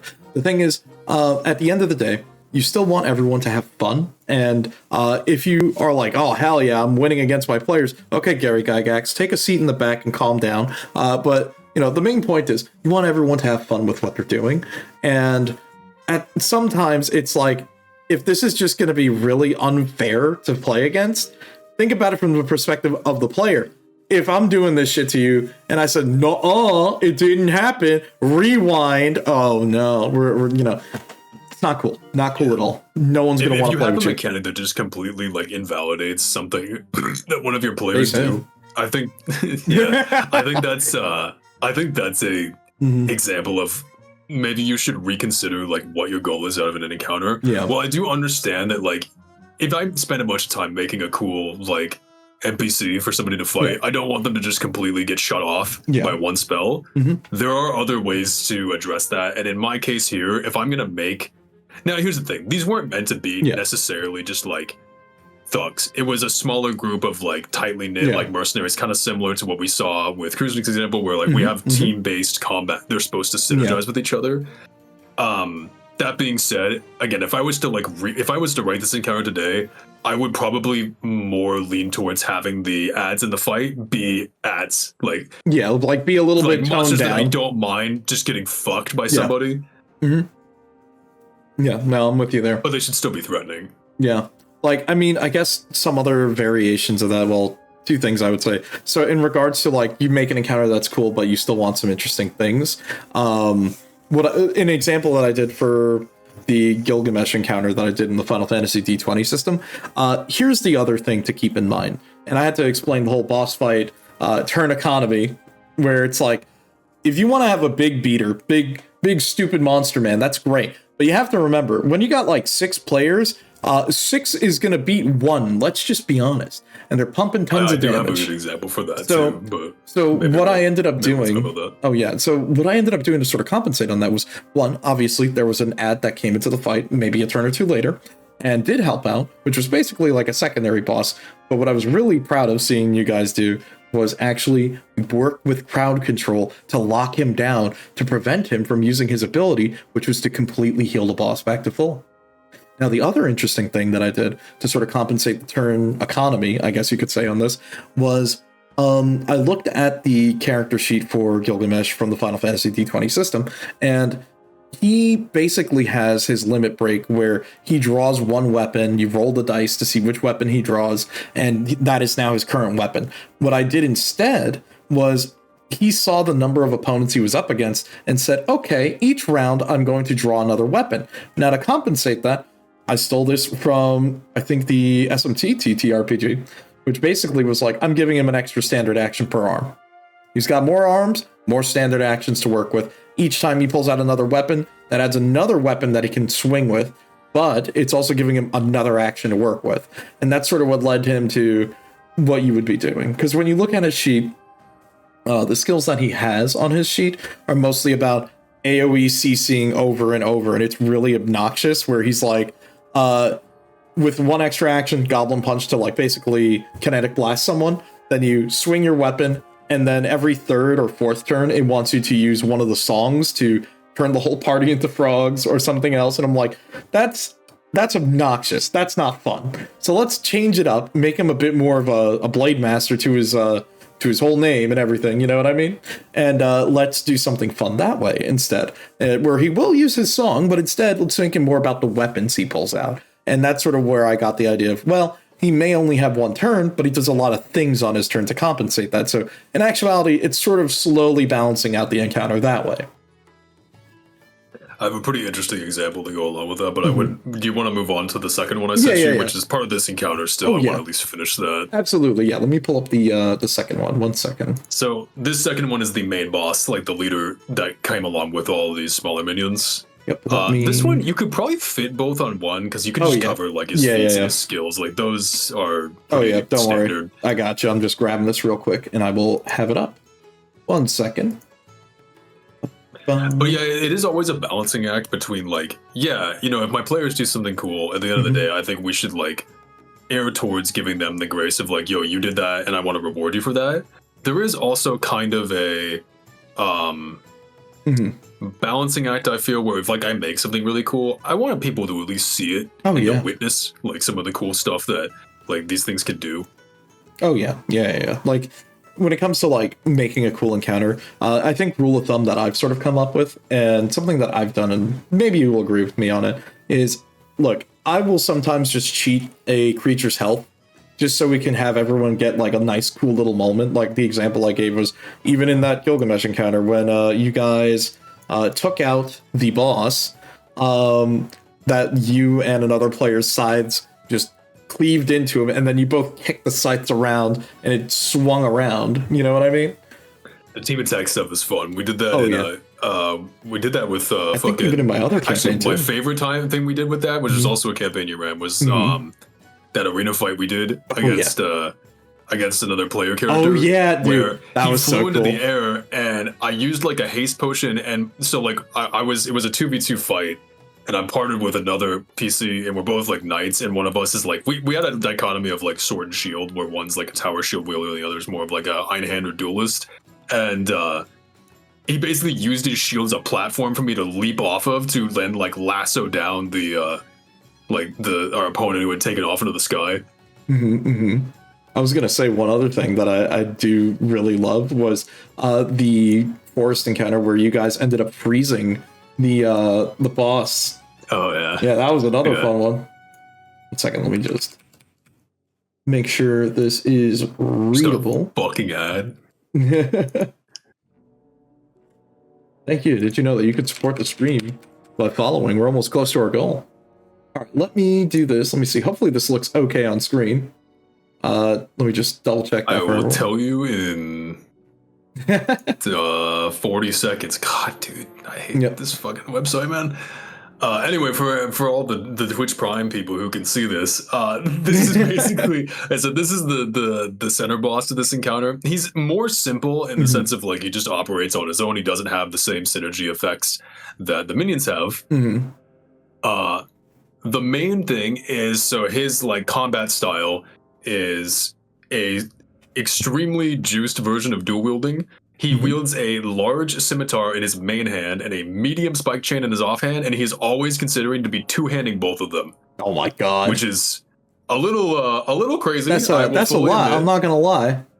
It's a little crazy, but again, level 10. We've got some very strong players he's fighting against, and his main kind of like gimmick is he has some special attacks he can do with both its weapons together. So the lash is the only one that's usable by default. It is a ranged improved grab using the spike chain. So spike chain's a reach weapon. You can hit people from farther than adjacent to you. If you grab somebody with it, it wraps them up in the chain, at which point you yank them off their feet. This is essentially a grapple attack.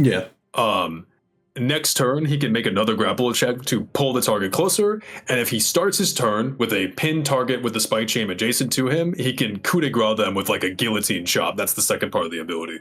So if someone gets trapped by this, they need to break themselves out, or one of their allies needs to help get them out of here before he basically just chops their head off. The unstoppable ability is something I was experimenting with when I was running games around this time. This is a few years ago. This is something I give to most boss fights to put a soft limit on CC, where you will take away at least a turn, but they don't spend the entire fight just totally locked out. Yeah, I think that's something I'm going to borrow like next time I end up running other campaigns, because that is one thing to sort of keep in mind. Like, as cool as it is that you get your uses of CC, again, probably don't want your boss to be like super locked down and then the fight's just like over before it starts. I've learned my lesson that way. But, end up, doing something cool afterwards with it. So, totally understandable. Yeah. Ooh, let me switch songs. You know what? We can go with... Let's see. Monster art that isn't already in D&D. Oh. I'll be honest, I don't really know. Hey, off the top if of my you head. know, you know. If you Pinterest, if you know, you know. My man said Pinterest art station. If you do, I do have some other stuff from Cruise Dick if we want to look at that. It's another boss. Yeah, why not? Let's pull it up. Yeah, hit me. Give you this. Thankfully, this is on a nice thing. And actually, I mean, I'm fine to keep this train going. And I'm cool with the keep some on. other stuff. And I have like, what's nice is actually all the examples I want to use are things that you have not seen. No, this is great. So- Yeah, no, I'm down for it because this is fun for me. I love looking at a lot of these like very interesting creatures. Or wow, English. Very interesting creatures. Yeah, creatures. Because it's like, I've seen like. Okay, how I sort of described it for me when I make homebrew monsters and creatures, I usually just take basics from already existing creatures and then maybe slightly change them. Maybe I'll add one or two new effects, but nothing too crazy. So it is nice seeing a lot of like the level of detail on some of these other ones. Like I think even on like the most complex creatures I've done, they've just got not very good ideas written down on it, where it's like maybe the idea I had was not as fleshed out, but that was mostly from like when I started playing D&D, you know what I mean? So it's like part of me, I look back at those creatures and I'm like, damn, this monster sucks. But it's still one that I made because it was fun, But yeah, okay, let me take a look at what you sent me here. 1 second. Let me just take these off the screen real quick. And let me just make sure. Was this looking at the right thing? That is not. Hold on. Okay, there we go. Let me pull this up. And I have to say thank you again, Cruise Nick, for sending us your creature. Oh, did I close the wrong fucking... How do I open my... Let me pull this in. Let me just make sure we're good. Okay. And let's do that. Okay, there we go. Let's see. The battle takes place with a massive engineer workshop. Sorry. Yeah, don't worry about that. Let's see. The battle takes place in a massive engineer workshop with a 60-foot radius. Let's see. Standing on a floating platform at the center of the room, placed evenly apart from each other along the walls, are 6 massive conduit pillars, about 20 feet tall and 10-foot radius. 3 conduit pillars are emitting electricity. Let's see. Okay. Let's see. The other 3 dealing 4d10 lightning damage to anyone within 10 feet. Interesting. Okay. So a different type of field effect already. I'm already envisioning how this field's going to go. For arcane drones. I should probably share this note. It is a boss monster of an artificer based on a beholder, so it looks like you use the arena to kind of create that sort of effect. That's very cool. I like that. All right. I'm liking where we're going here. I think I might need to zoom in just a little bit more so we can take a look at that. Okay. Let's see. 33, bro. Oh boy. Okay. Actually, what are these numbers? Because, so I'm looking at the beams here. I see Dex save 33, which I assume is DC 33, which I don't know how the fuck you're making that in 5e. No. And then I see probably attack with some 35. very good odds. What are these numbers? Are these just These are very high. Okay, let's see. What do we got here? Spell focus. Let's see. The Overseer can rotate cones 90 degrees as a legendary action. Lightning absorption. Whenever the anti-magic platform is subject to lightning damage, takes no damage and regains a number of health equal to that. Let's see. Arcane It's a very common thing with like construct type enemies that they heal from lightning damage. Yeah. See, the Overseer starts with 6 autonomous drones, 18 AC, 50 HP, immunities to necrotic and poison, resistance to non-magic damage. The 60-foot fly, and they hover. Each drone can have their own of the following rays. Interesting, I see. It's 33 is damage. Okay. 33 is damage. Oh, okay. That's like the averaged.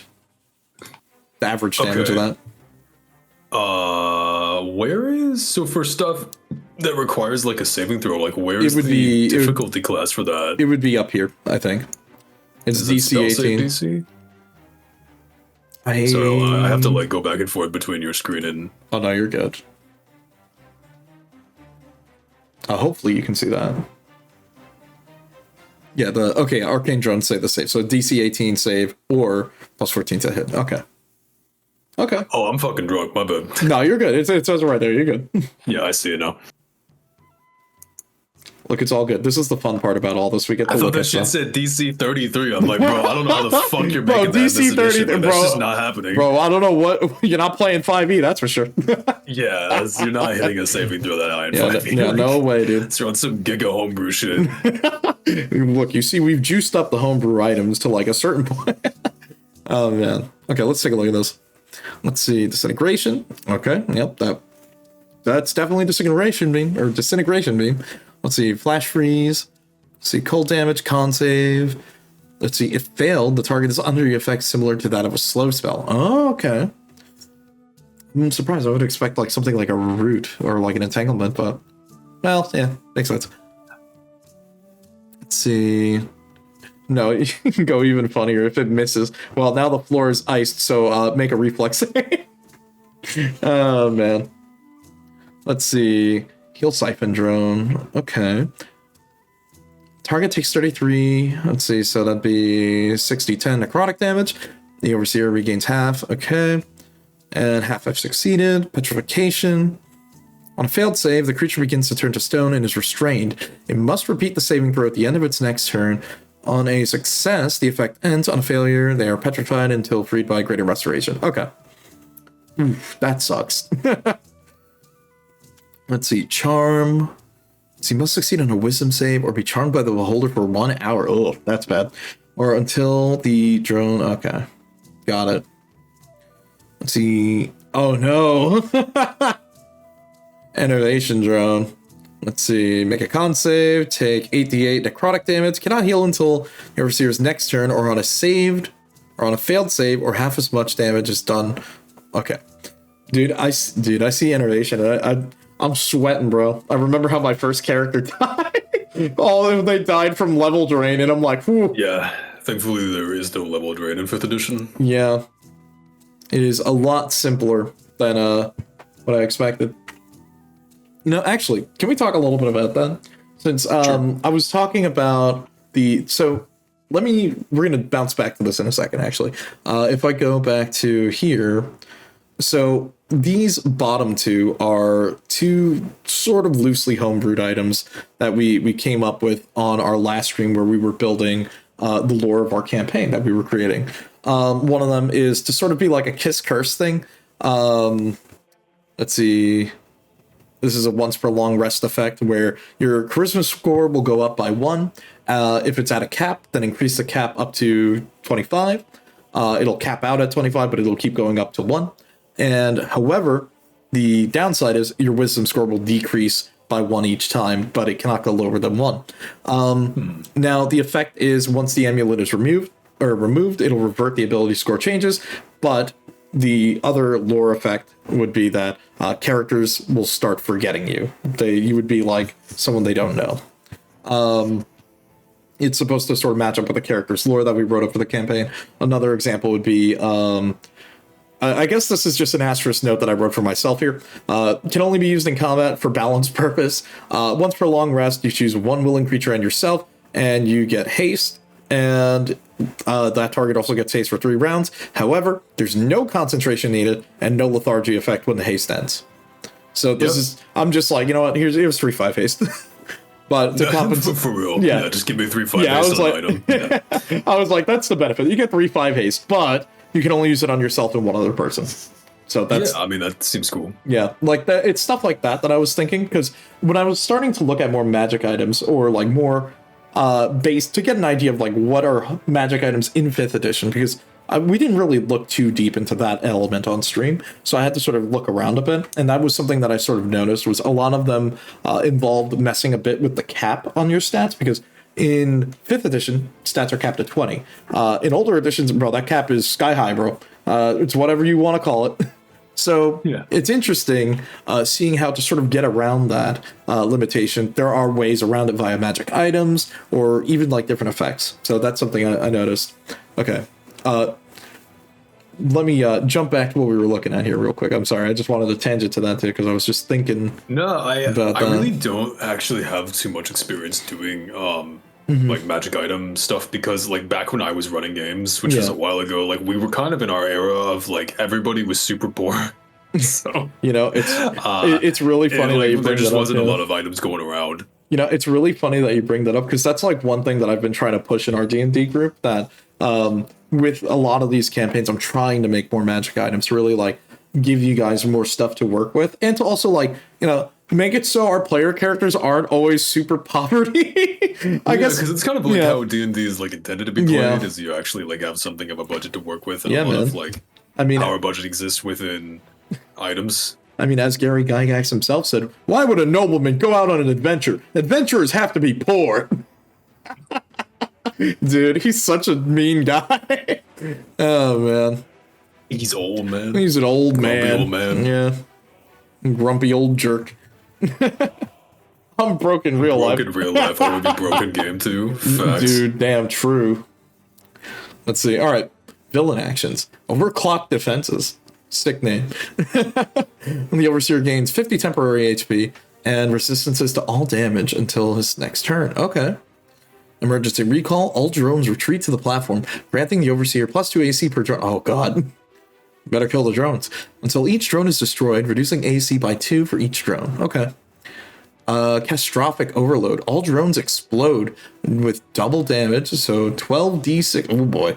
And creates a 20-foot spear of wild magic. Oh, no! Oh, no! All right. Let's see. And then layer action. Let's see, on initiative count 20, using tries. Let's see. The collapsing forge nexus triggers one of the following effects. The same effect can't occur twice. Okay, magnetic pulse. All metal-wearing creatures are pulled 20 feet. Ooh, that's something I really didn't think about. That's a really cool way to go about that. Reality glitch. Roll 1d6. Let's see. Gravity reverses. Falling damage applies if a creature hits the ceiling. 30-foot radius of wild magic surge. Oh, no. Oh, no.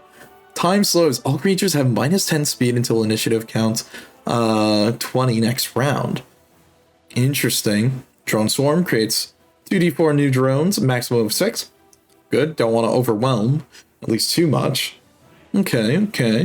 Overclock conduits. All arcane conduits surge with energy, dealing 8d10 lightning damage to anyone within 10 feet, and a dex save for half. Yep. Let's see. Force field barricade. A wall of force appears in front of the Overseer. This wall is 30 feet long, 30 feet high, and 1 foot thick.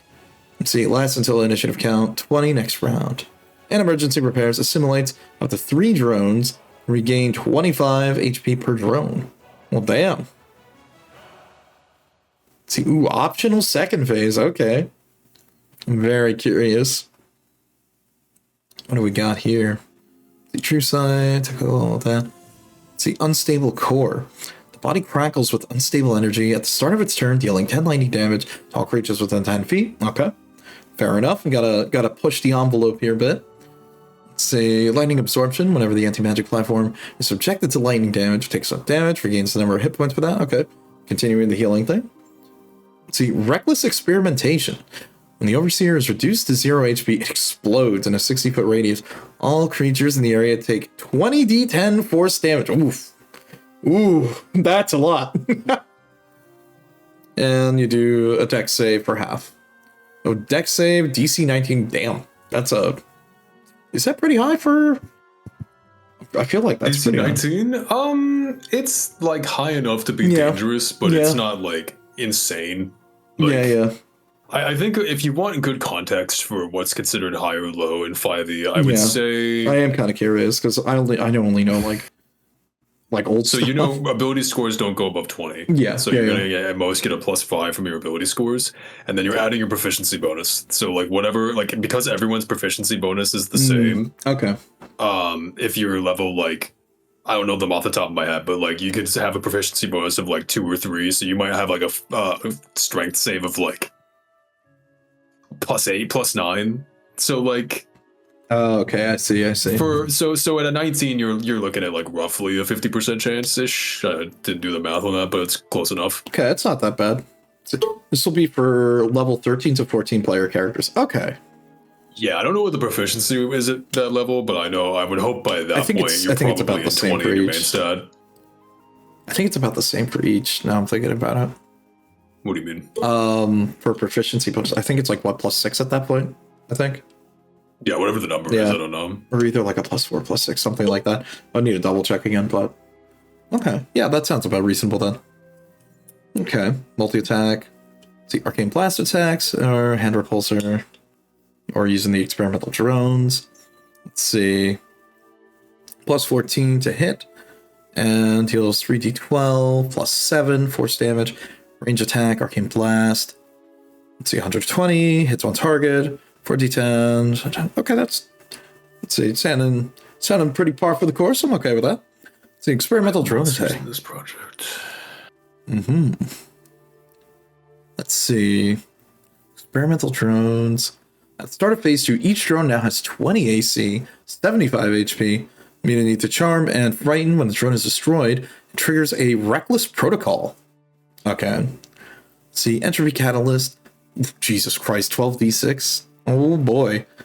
12d6 and target's max HP is reduced by half the damage. The con save, DC 18. Okay. Well, look, don't dump con. Rule of thumb. Let's see, Reckless Protocol on death. All creatures within 20 feet regain max HP. Oh. Regain HP max, but take 8d6 necrotic damage. Okay. Let's see, Gravity Singularity. Gravity Crush. Pull all creatures 30 feet towards this drone. Creature takes 8d8 bludgeoning damage. Okay. Interesting. A 30-foot gravity vortex, difficult terrain, 68 terrain. Okay, I see. I actually really like how you did this with these drones. This is fun. I really like these types of things because it makes it so like the fight is more dynamic. I think that's one thing that I guess you could say. You want to make the setting where you're having the fight a more dynamic setting, so not everyone's just sitting parked in the same spot the whole fight. You want to do things like you have these things happening where the players probably want to get away from there or move to a different location or for a round or something like that. That's always kind of tricky to do sometimes because it kind of makes me think like the Fire Emblem effect. If you know what I'm talking about, Kombucha. No, I don't actually. Where it's like sometimes I've played Fire Emblem, but it's like sometimes you'll just hold a choke point and just sit there for like the whole map. Oh, yeah. I mean, the dynamics is like sometimes you know you will put yourself in positions where like stacking up is bad. Right? Oh yeah, of course. Oh yeah. See, by the way, players can break the conduits that make new drones when one is destroyed. Oh, okay. Okay, all right. See, layer action. Let's see. Collapsing Forge triggers one of the following effects. The same thing can't occur twice. Arcane Meltdown. A random 30-foot square explodes, dealing 12d10 force damage. Ceiling Collapse. Roll falls down, creating difficult terrain. 8d10 bludgeoning damage in a 40-foot area. And then Power Surge. All drones gain +5 to hit and for damage rolls for 1 round, but take 3d10 lightning damage. Okay. You know, I do like that. The Overload, you get the Kiss Curse on that. Always a big fan of those types of things. I really enjoy a good Kiss Curse effect because it really makes a more interesting like thing. Like it's funny because you could do that with items, you could do that with creatures. I like things like that. Like hell, I think even in my first campaign I did the boss that you guys faced at the end of it, Kombucha, the was it the Ninja Turtle guy? He had a feat or like just a unique ability on him that I slapped on where it's like the more damage he takes, the higher his damage goes up and the lower his AC goes. So he's very easy to hit, but he will also hit you like a freight train in return. So like that was the idea. He was like sort of in a frenzy, and that was where we were going with that. I think one interesting thing that you bring up that I would want to bring up with like what you're mentioning with all this conduit stuff is that while I think mechanics are really like obviously like when you design a boss fight, it's like, you know, more mechanics you would think is typically good, but you also there's a balancing act, there's a trick to it to making sure the mechanic is something that your players can figure out without having to be explicitly told what it is above board. You know, it's funny, I'm thinking about that because like I think another good example I could bring up from one of our friends' campaigns that we were in. Do you remember the 2 book golems that we fought in where one was one color, one was the other color, and it took us a little bit to realize, oh, one of them can only be hit by magic, the other one can only be hit by physical attacks. And it was just trying to figure that out. And then once we got that, it's like, okay, this isn't that bad now. Now we kind of get it. Yeah. So that was like a fun one, but it's like, you're right. The idea is you want to make it an encounter that's maybe mechanically interesting, but also not too complicated that it's not something the players can figure out right away. Because I'm pretty sure, I know you and I have been in encounters where maybe we were just like, I don't get it. You know what I mean? It's like we sit there going, what now? Yeah, well, they may have been Warhammer related. The first like major boss fight we did in our current campaign, we fucking all bunged our knowledge rolls, and so we just had no idea what the boss did. You know, we just actually, that's a really good example we could talk about. Like that encounter was very interesting with how our DM did make it very mechanically interesting, sort of having us jump back and forth between 2 maps. Look, I'm not gonna lie, I kind of want to use that idea for something. I think that's really cool. But at the same time, it's like, it took us a while to really understand what the hell was going on there, because boss is like a nightmare creature that could pull you from like the waking world into like a nightmare world, and you will switch states like in the middle of the fight. And by the way, what you're mentioning about the inside checks, Kruznik, we had a similar mechanic. Knowledge rolls will like essentially unlock a bestiary entry for the monster, so you can literally read what their mechanics do, and the trade-off being usually the mechanics are a lot harder to deal with. In that specific instance, we just all bunged our knowledge rolls. Like every single one of us rolled super low. Yep. So we were just unfortunately not able to get anything. So it's like we start the encounter, my character gets put to sleep immediately, and then I'm set to another map, and I'm like, oh, what's going on? What's going on? The party's not here. I'm on a map by myself, and it's dark. Help! Oh man, that was funny. or I think like within that same encounter, that was like where I was just completely surrounded. I'm like, well, I'm probably gonna die here if the guys are not able to deal with something like that. So go figure, right? I do kind of have another idea. Sorry, are you still gonna do this? Oh no, you're good. If you have another one you want to pull up. Well, I was thinking we could go back and forth like this. I need to put a hard stop for myself at 9. Yeah, no problem. Just because of like food and stuff. But what I was kind of thinking we could maybe do you want to look at D&D Beyond Homebrew? Oh, dude. Sure. Give me 1 sec. Do I need an account so we can browse that, or can we just like... I will send you the page. All right, you know what? Send me the page. Give me 1 minute to get up. But Yeah, no problem. We'll do that. Let me... Oh, man, this is going to be hilarious. Oh, boy.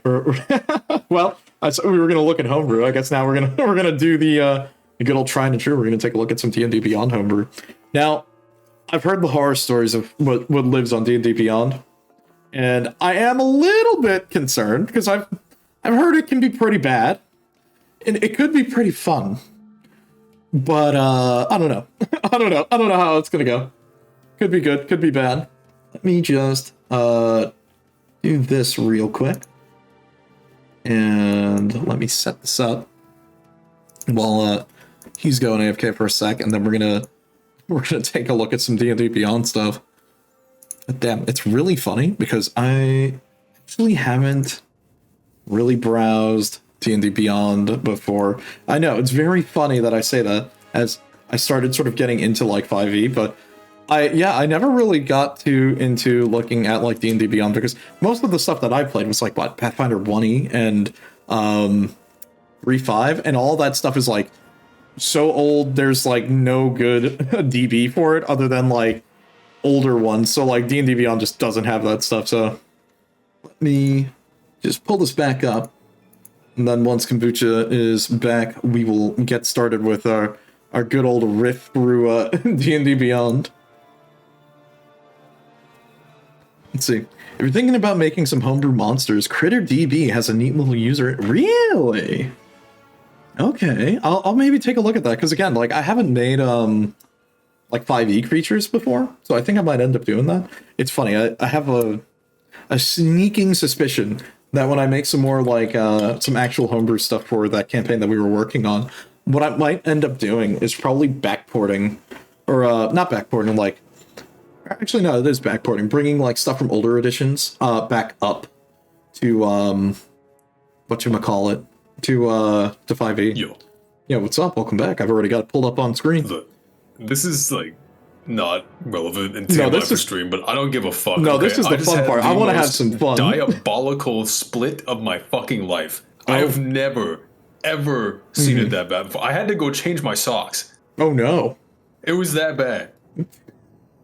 Damn. Dude, I don't know what god I angered. That was fucking unreal. Well, damn, dude. Well, I'm glad you're alive, I guess. I mean, let's see. It's just pee, bro. Oh, man. Let's see. If you scroll up from that Beholder boss fight, the magic item speller there. Oh. I think I still have it open on this tab real quick. I think he means he DM'd me something. Oh, I see. Yeah, we could probably take a quick look, and then we'll hit up D&D Beyond, because like now I think we can have some fun and look at that, and then after that probably wrap up. Damn, this song is quiet. Did it end? Oh, it just actually is just silent for that long. Damn. Okay, hold up. Let me just find some more music. Oh, there we go. There we go. This'll do.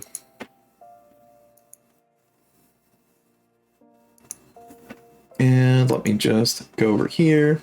Ooh, whoops. Almost like knocked over my cup of water across my nose. That would have been bad. Yeah. Okay, one sec. Let me pull this up. Oh no. Error. Well, let me try the second one. Hold on. 1 second.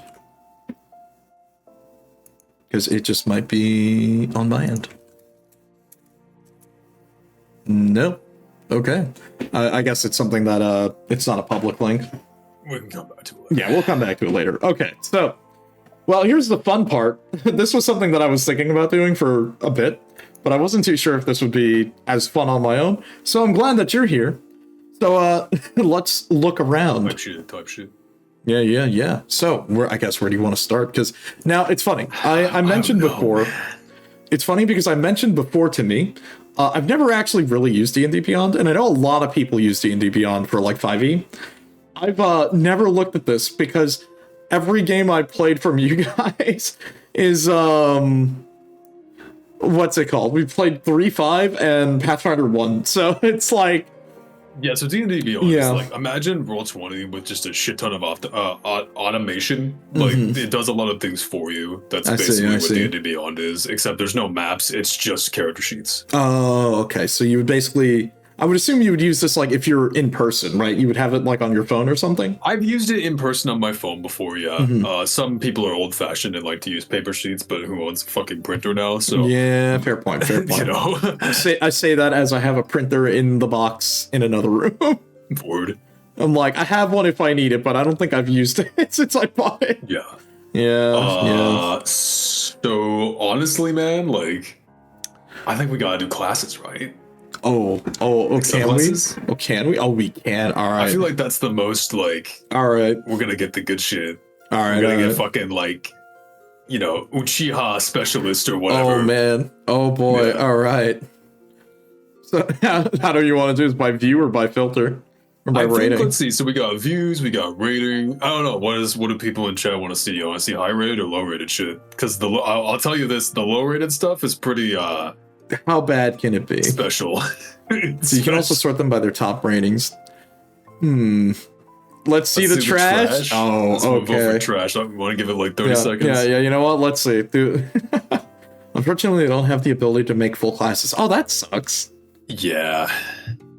Wait a minute. Also, I think who was it before? Krisnik, was it you? I think you mentioned like you have to buy the books in D&D Beyond to actually like create some stuff.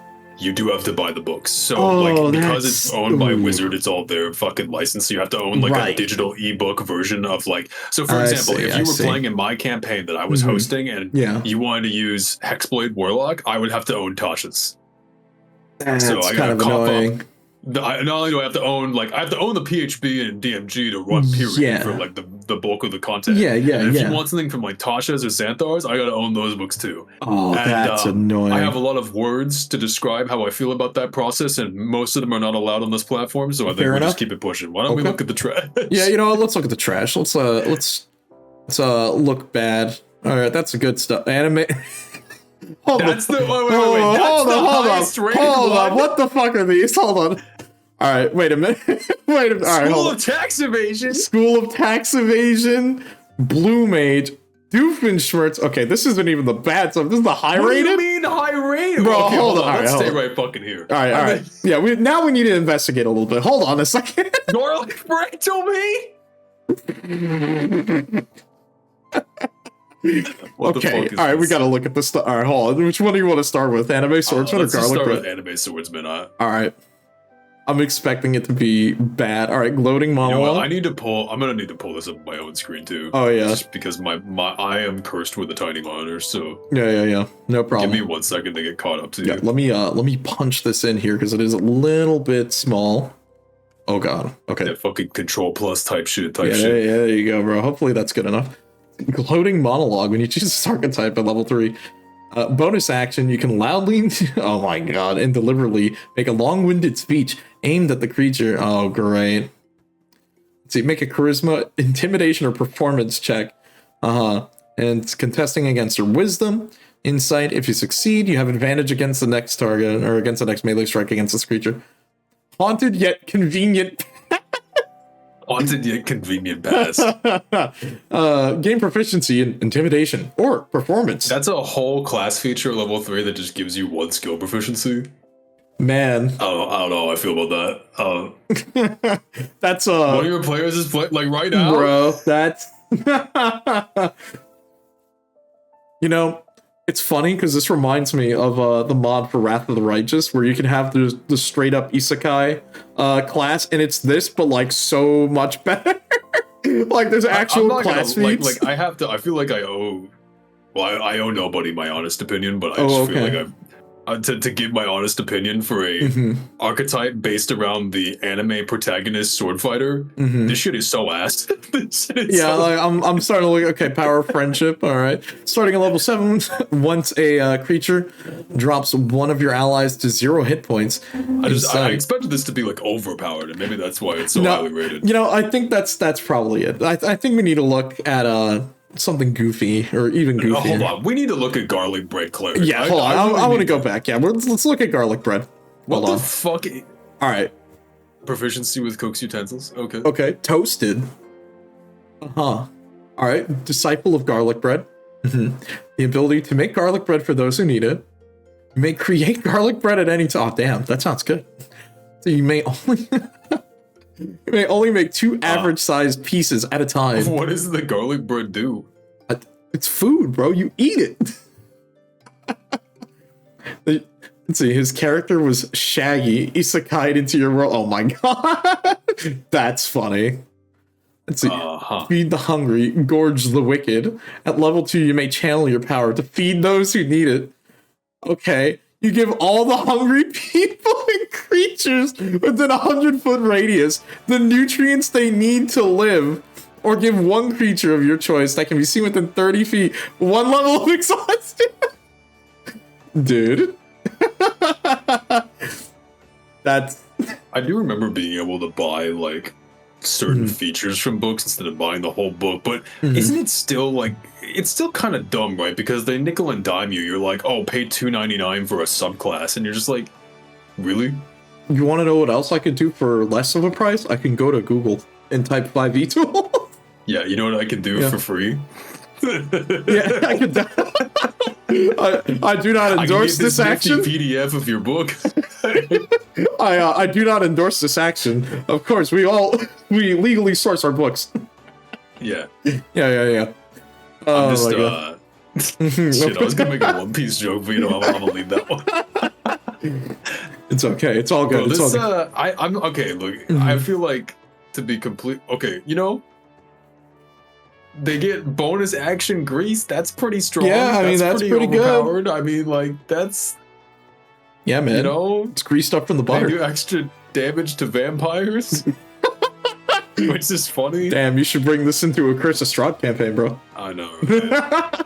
But like, I look at this and I'm like, again, it's like a joke, yeah. Haha, it's a joke. But I find it weird that this is the highest rated thing. Like, I actually am a little bit curious now about if this is high rated, what's low rated? Because like these aren't. You know what? Hold on. Really playable, like not in a real game. You know what I'm saying? Like, all right, you know what? Hold on. Let's put minus 5,000. I had assumed there was a way to redeem a physical book on Beyond. Are you telling me that wasn't a thing? Wait. Are you for real? Like, I'm about to go fucking mail them a bomb, bro. You can't say that. You can't say that. I disavow that one. My lawyer has advised me to say that was a joke. Really? It doesn't give you a code when you buy the book physically? Oh, that's so shit, dude. That's so bad. Yo, WotC could get sold like any day, to like literally anybody who's not Hasbro, and that'd be great. I think they did get sold recently. Did they? I think so. All right, let's look at the bad. All right, that's the top. Oh, so there's a rating threshold. I'm gonna put this at like minus 999 or something. Yeah, I have it at minus. Wait, the last one was in the 1,000. I'm gonna put this at minus 9999999. Yeah. Just I have it at like minus 5K. Everything. Oh, but now it's not. Wait, WotC is sold to a gambling company? No. I don't know what's worse. Okay, so it seems like the lowest rated is Abajirai Samurai at minus 527. Do you see that? Yeah, it's pretty bad, but like... Let's take a look. Alright, how bad are we talking? Samurai Codes of Stealth. Uh-huh. I feel like samurais aren't very stealthy, but whatever. Double your sneak attack at these levels. Okay. Samurai increase. So it just gives you a bunch of damage. Okay, wait. Choose to any attack you ever make? Well, what if I choose to make an attack in the past, then? Are you gonna add the damage there? All the point 10 samurai. Their HP is 50, their AC is 60, their weapons. I need more weapons on katana, I need more weapons. And They're all drowned. Okay. You know what's crazy to me? What? I feel like this is more of a class than Garlic Bread Cleric. Damn. As poorly written as this is. Final breath. Your HP increases by 100. Ghost of Tsushima. Is he like a samurai though? Like, isn't it? Because isn't the whole dichotomy that one's a samurai and the other's like a ninja? Like, I honestly don't know. I've never played that one. I do want to play Ghost of Tsushima. That game looks really fucking good. Yeah, I heard it is really good. Hold on. Let's see. Final breath. Your HP increases by 100. Your AC is now 20. Any attack you make now becomes 30d6. Okay, that one is... Yeah, but like, if you're dying, your HP becomes 100. So what if I'm at 1 HP? I have 101 HP. I'm still at 1 HP. Like, what the fuck? Well, it's called Final Breath, but I don't think it has anything to do with you dying. There's nothing that says that, like, it activates when you die. Wait, hold on a second. Sweep of the Dragon. The unleash within you, a Chinese-style dragon bursts from the ground and eats you, and you are now... Hold on. Wait, why is it a Chinese dragon? Isn't it a samurai? It's good to know China's canon to Forgotten Realms. It's just canonically the canonically Chinese dragon. The canonically Chinese dragon bursts through the ground. Okay, alright. Okay, so we have the the canonically Chinese dragon bursting through the ground. It eats you, and you are now the dragon. You would take over its brain after 7 hours. The dude from that's spoilers for it's not really, but like 5d6 times 6. Yeah, okay. Your other attack is a tail whip that does 10d6. What type of damage though, bro? It's okay, I don't need to know. Wow. I don't need to know. I don't need to know. I don't need to know. Alright, sick. Cool. This is more or less what I expected, to be honest. Oh yeah, this is the goofy. What I'm curious about? There's one called Zoomer. Yeah, I know. I'm curious about it too, to be honest with you. I gotta know. Oh, it's a rogue. It is. Okay. Convenient, no? It certainly is. Why are there only 4 abilities? At third level, your speed is doubled whenever you grow up 2 levels. Add 1 dexterity. 1 dexterity point. You have advantage on any dexterity 5e moment. Okay. All right. You have advantage in any dexterity roll involving acrobatics and strength rolls involving athletics. Involving. Okay. Speed of thunder. At 9th level, as a bonus action, you run into your opponent and cause 1d4 damage. After this, you return to your original position. Okay. But you give him a little kiss, give him a little smooch. You run up and you smooch him, and then you run away. You run up and you like, what is it? You like bumper check or something like that? Oh god. Extra attack. Yep. Speed aura. You exhale an aura, so you breathe on your allies to double their speed in an area of 90 feet. Damn, bro. Breath is stanky. You know, this is not what I expected. No, this is not what I expected either. Okay. It's Wolfpack Hunter. A wolf decides to come along for the journey that you are taking. Wait. Oh, you can just open these without having to, I see. Yeah. Wait a minute. So your basic melees do 1d20 damage. Honestly, the funniest part about this is like that's actually really shit because they don't scale with anything. So like, it eventually becomes really low damage. But you know when they wrote this, they were like, this shit's gonna be so fucking cool. Let's see. Wolf Brother, at level 11, you deal 15 or more damage. Or more. The basic attack. What do you mean or more? Wait. Yeah, what does the or more mean? What are you talking about? So 15 plus 1d20? Is that what? Maybe it's a little more. Just a little more. Like, a little more. So we're talking like 15 plus 1d20. Also, your wolf just doesn't have stats. No, I don't need stats. Okay, it doesn't need stats. Your wolf can make a basic melee attack against the target. I'm sorry if I'm getting ahead, but I'm really fucking curious about God Fallen. Oh, don't worry. That's disappointing. There's like nothing here. Let's see. Wolves' fangs. Your arrows and blades are made from the teeth of your family of wolves. That sounds bad. Wait, what the fuck? Bro, actually, hold on. God Fallen's kind of a banger. Okay, alright, hold on. Wait, do we need a view detail page? Oh, no, there's just nothing. First level, you can fight with anything you can get your hands on. That's all it says. What the fuck does that mean? I don't know what that means, but it sounds badass, bro. You know what? I'm a fucking, you know what? bro, I like that. You know what? Goblins. You know what? Why is this a sorcerer, bro? This should be a monk. No. Yeah, wait a minute. For foresight, at first level, you add +2 dex to your roll? Did they just hit sorcerer by accident? Maybe. No, because look at spell mash. Wait. No. Okay, hold on. All right. Bro's edging his spells for like 5 decades.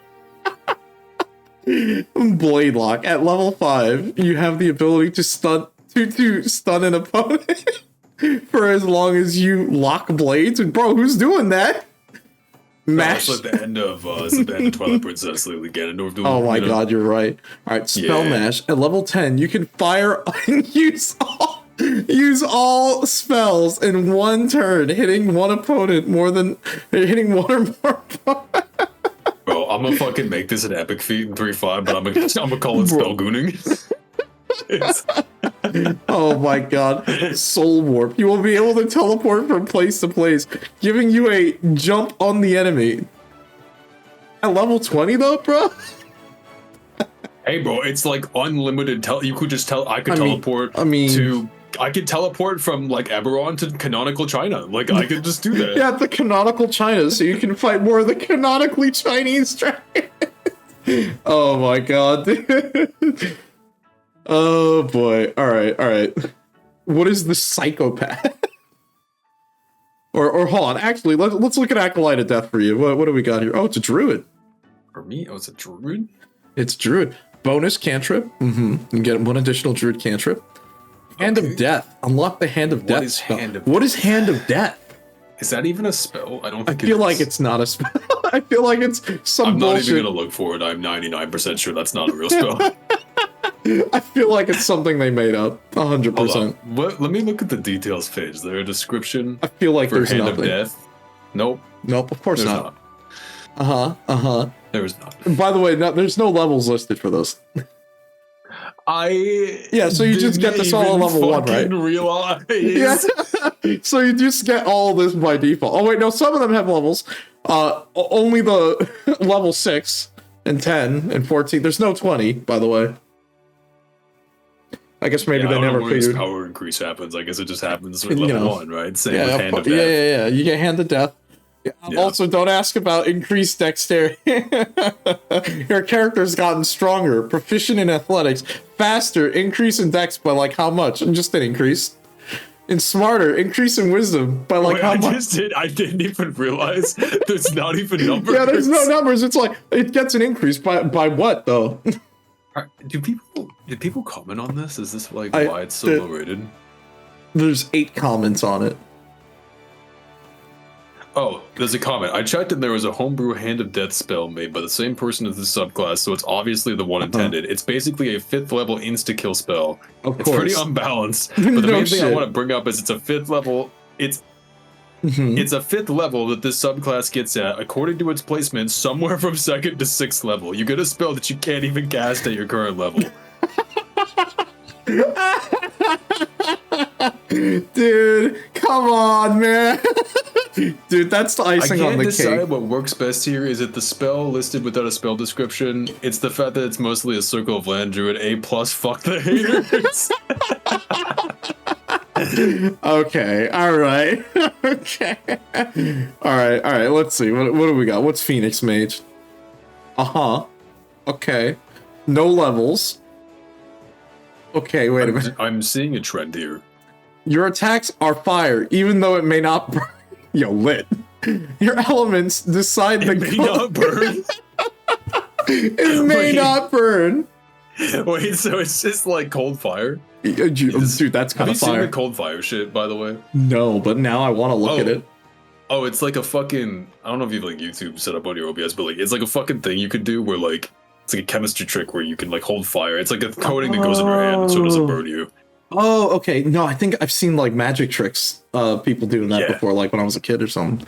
That's cool. Yeah, actually, well, no, what it is, I think is it's like some kind of liquid you dip a thing in. Yeah, you have to like dip it. Is they will light a fire, and then they will like hold a dollar over it that's been coated in the liquid, and the dollar won't burn. It's cold fire, is what they call it. Yeah. Okay. All right. Let's see. You have Phoenix Force. You have assessed the power.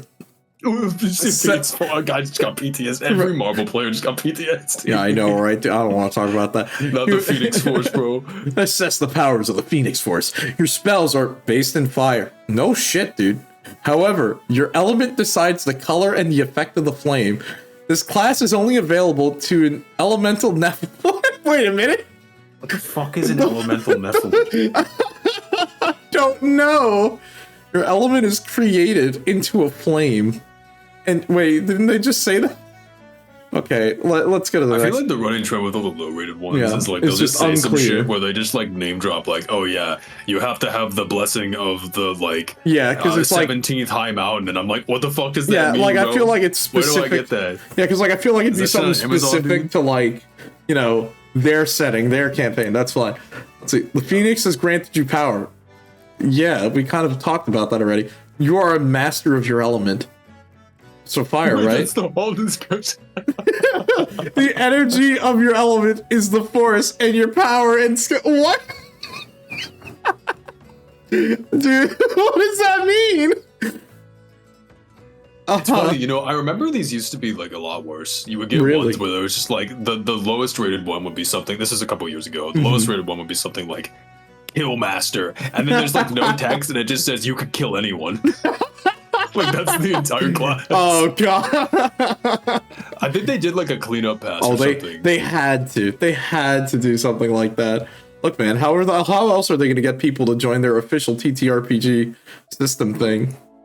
Psychopath. Maybe we got time for like one more. They just want to look at a high rated one. You know what? Yeah, let's look at a high rated one. I feel like these are starting to. I'm starting to see why these are rated. Oh yeah. Let's look at a high rated one. All right, we looked at anime like a serious one. We've seen a bunch of jokes. Yeah, let's look at Blue Mage. Yeah, I want to see what Blue Mage is. I'm very curious to see how this is. Okay. Oh, there's like art and shit here. Okay. Okay. All right. What do we got here? Wait, so it's a sorcerer subclass. Sorcerer's subclass.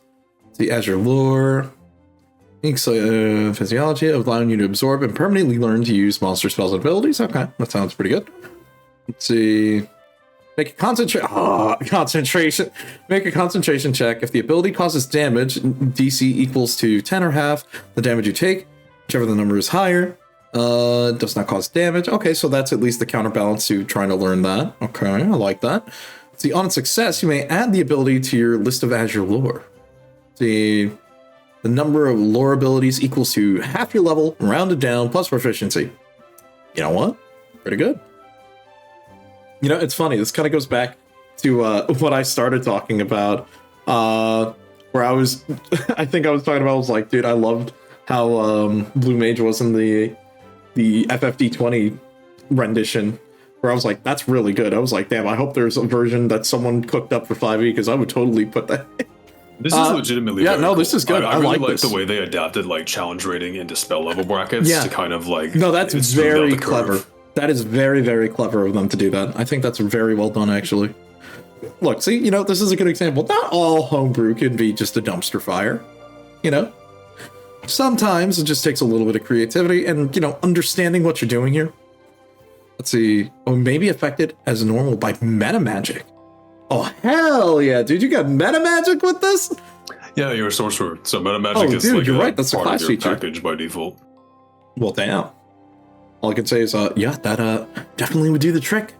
The reactive learning. Through your studies at level 14, you gain the ability to quickly assess and counter the effects of a spell you can see. You may cast counterspell without expending a spell slot. You may increase the spell level by using sorcery points. Damn, okay. Can we talk about how after reading, like, the, No, yours is not a dumpster fire, Cruz. No, I'm talking about things like anime swordsman.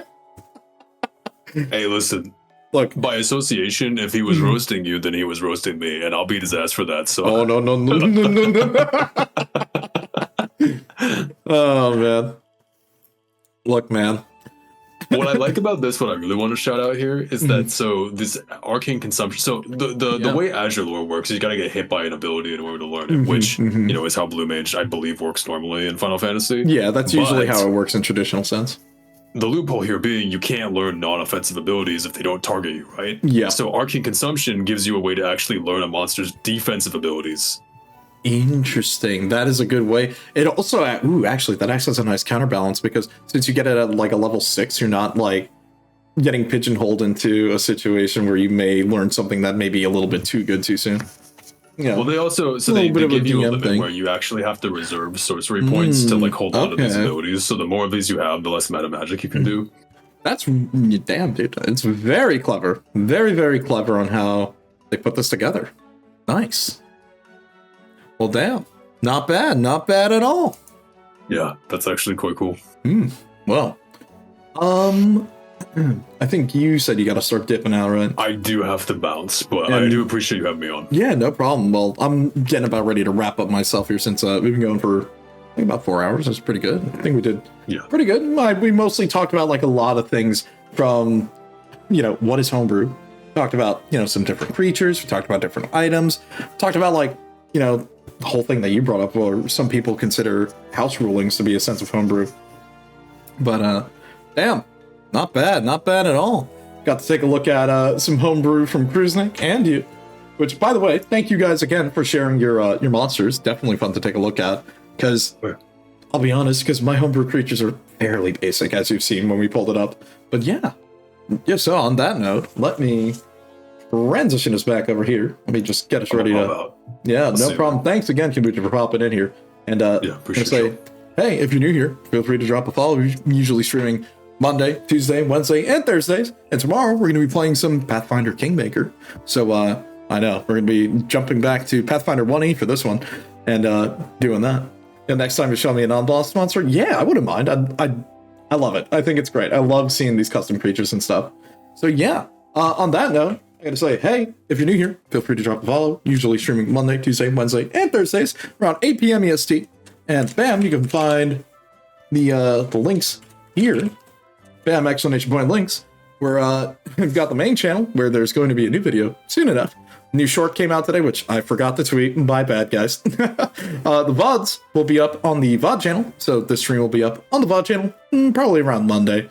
And the next thing currently coming up on that is the Final Fantasy II VODs. And if you want to see whenever I'm going live, feel free to check out on Twitter or Blue Sky. Whatever works for you, works for me. So yeah.